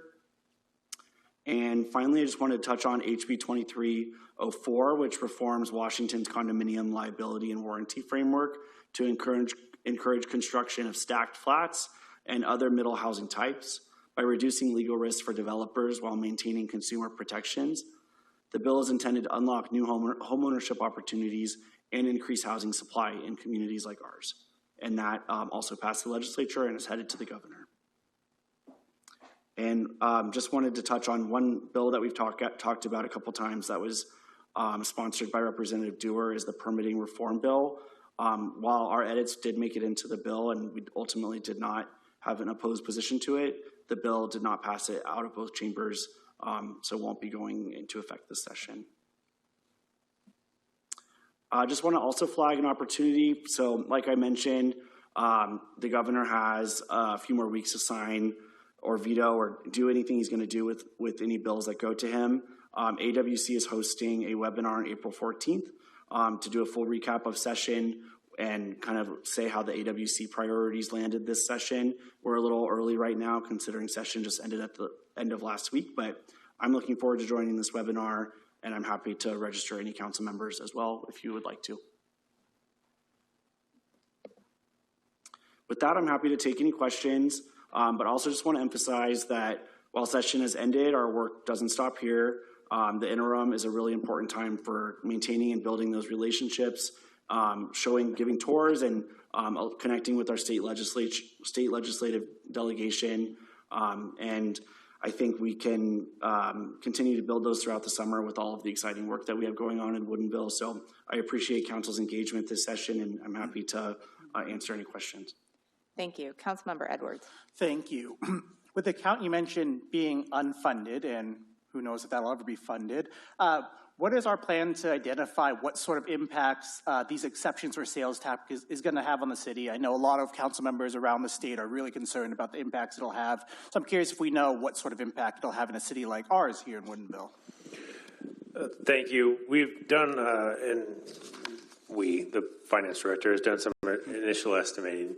I mean, it's a noticeable number that we're kind of estimating, but it's not a panic number at this point. So, we're looking probably, again, very initial. We've got to do a lot more research on it, but probably in the $40,000 a year kind of impact. So, that's going to vary probably. But again, it's a number. It's not the end of the world number for us, though. Thank you. I'm curious about, well, first of all, I'm very grateful for our delegates for putting forward our ask on the battery and for getting that moved into the budget. I think we as a community were very successful down in Olympia this year with both maintaining our funding for Move Ahead Washington and for getting this additional funding for the backup battery. And I'm curious what the timeline on that might look like, because I know the tax credits expire in July or something. So yeah, I know. So this is hot off the press, so I don't have a very updated timeline yet, but I know when we did initial got bids from the different battery providers, the timeline was quick since it's just an installation of a product instead of construction, which is good. So there wasn't concern about meeting the federal tax credit deadline earlier in session, but I don't have a timeline for installation yet. The biggest challenge, frankly, is going to be getting the paperwork done from the state to actually get access to the money. So just because we made it in the budget doesn't mean we don't have a whole bunch of hoops to get through to actually get the money. And they have to identify what agency is going to administer it. We'll go through all that process. That'll take a little bit of time.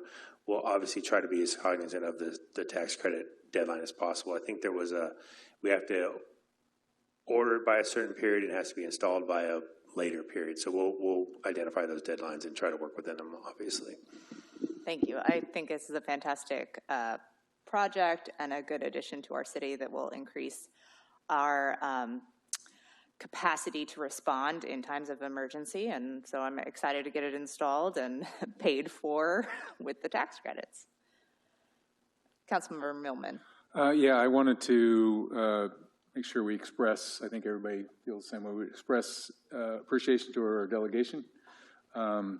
Senator Stanford, Representative Kloba, and particularly Representative Dewar has been really effective and a good friend to Woodinville and helpful in many different instances. And also, I wanted to express gratitude to staff and our Woodinville delegation for going down there and fighting for Woodinville issues. And sounds like we did a good job, so I appreciate it.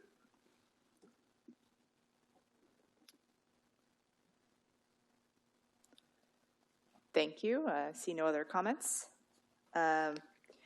Moving on to business item 15, ordinance number 805, amending appointments to Public Spaces Commission. Thank you, Madam Mayor and Council. I know you'll be terribly disappointed, all of the council members, that I don't have slides for this evening, given that it's after 10 o'clock. But these are largely, I consider them housekeeping items, both related to each other, both the current business item number 15 and business item 16.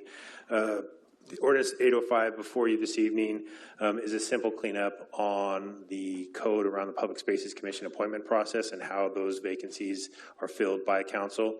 If you recall, just briefly, at the last council meeting, the discussion around council rules was a desire to streamline and make similar the appointment processes for each of the three commissions that council is responsible for appointing: Planning, Public Spaces, and Salary Commission.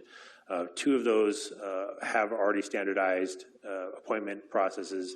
This Public Spaces is the one outlier, so modifying this to make it the same as the other two, wherein the council directly appoints instead of the mayor appointing and the council confirming. This would just standardize across all three of those commissions that they're directly appointed by the council.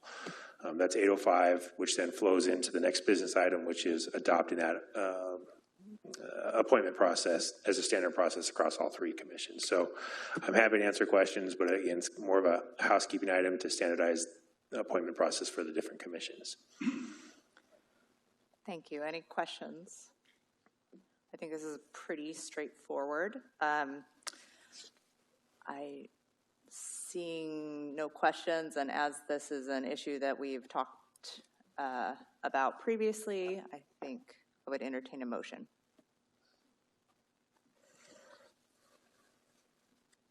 I move to make this change as it is apparently written already.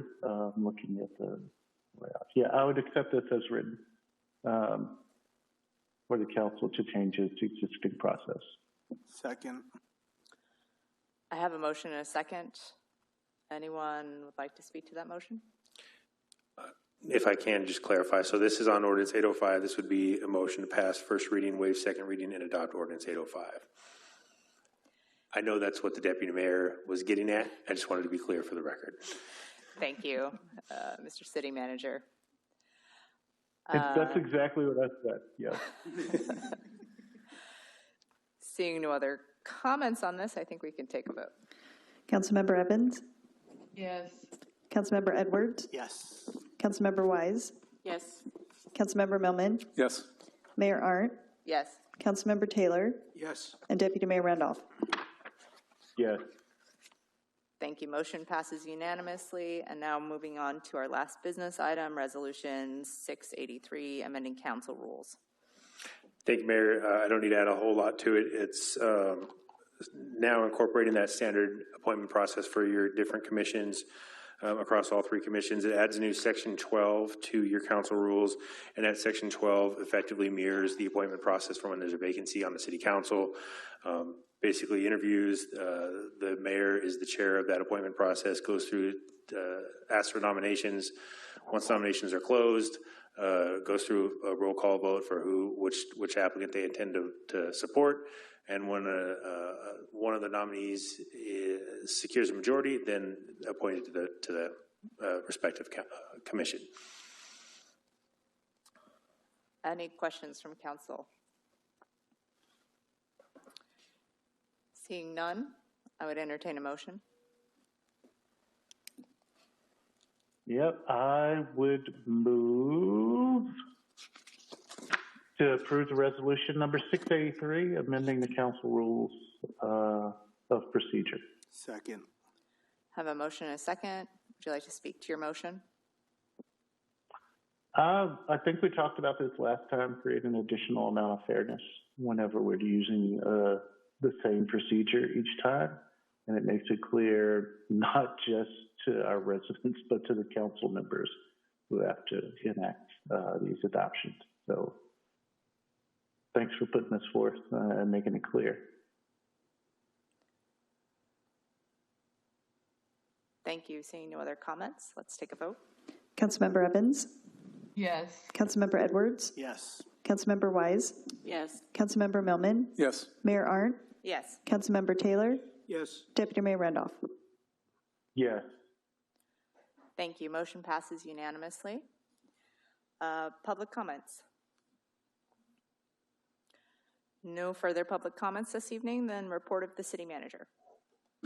Thank you, Madam Mayor, Council. Just one item to report this evening is that we are nearly complete with our property acquisition for the MPRSA Recreation and Aquatic Facility. We have already obviously fully closed on one. The second one is anticipated to close Friday if everything goes according to plan. So we are nearly complete with that acquisition. Thank you. Thank you. Reports of council members. Council Member Evans.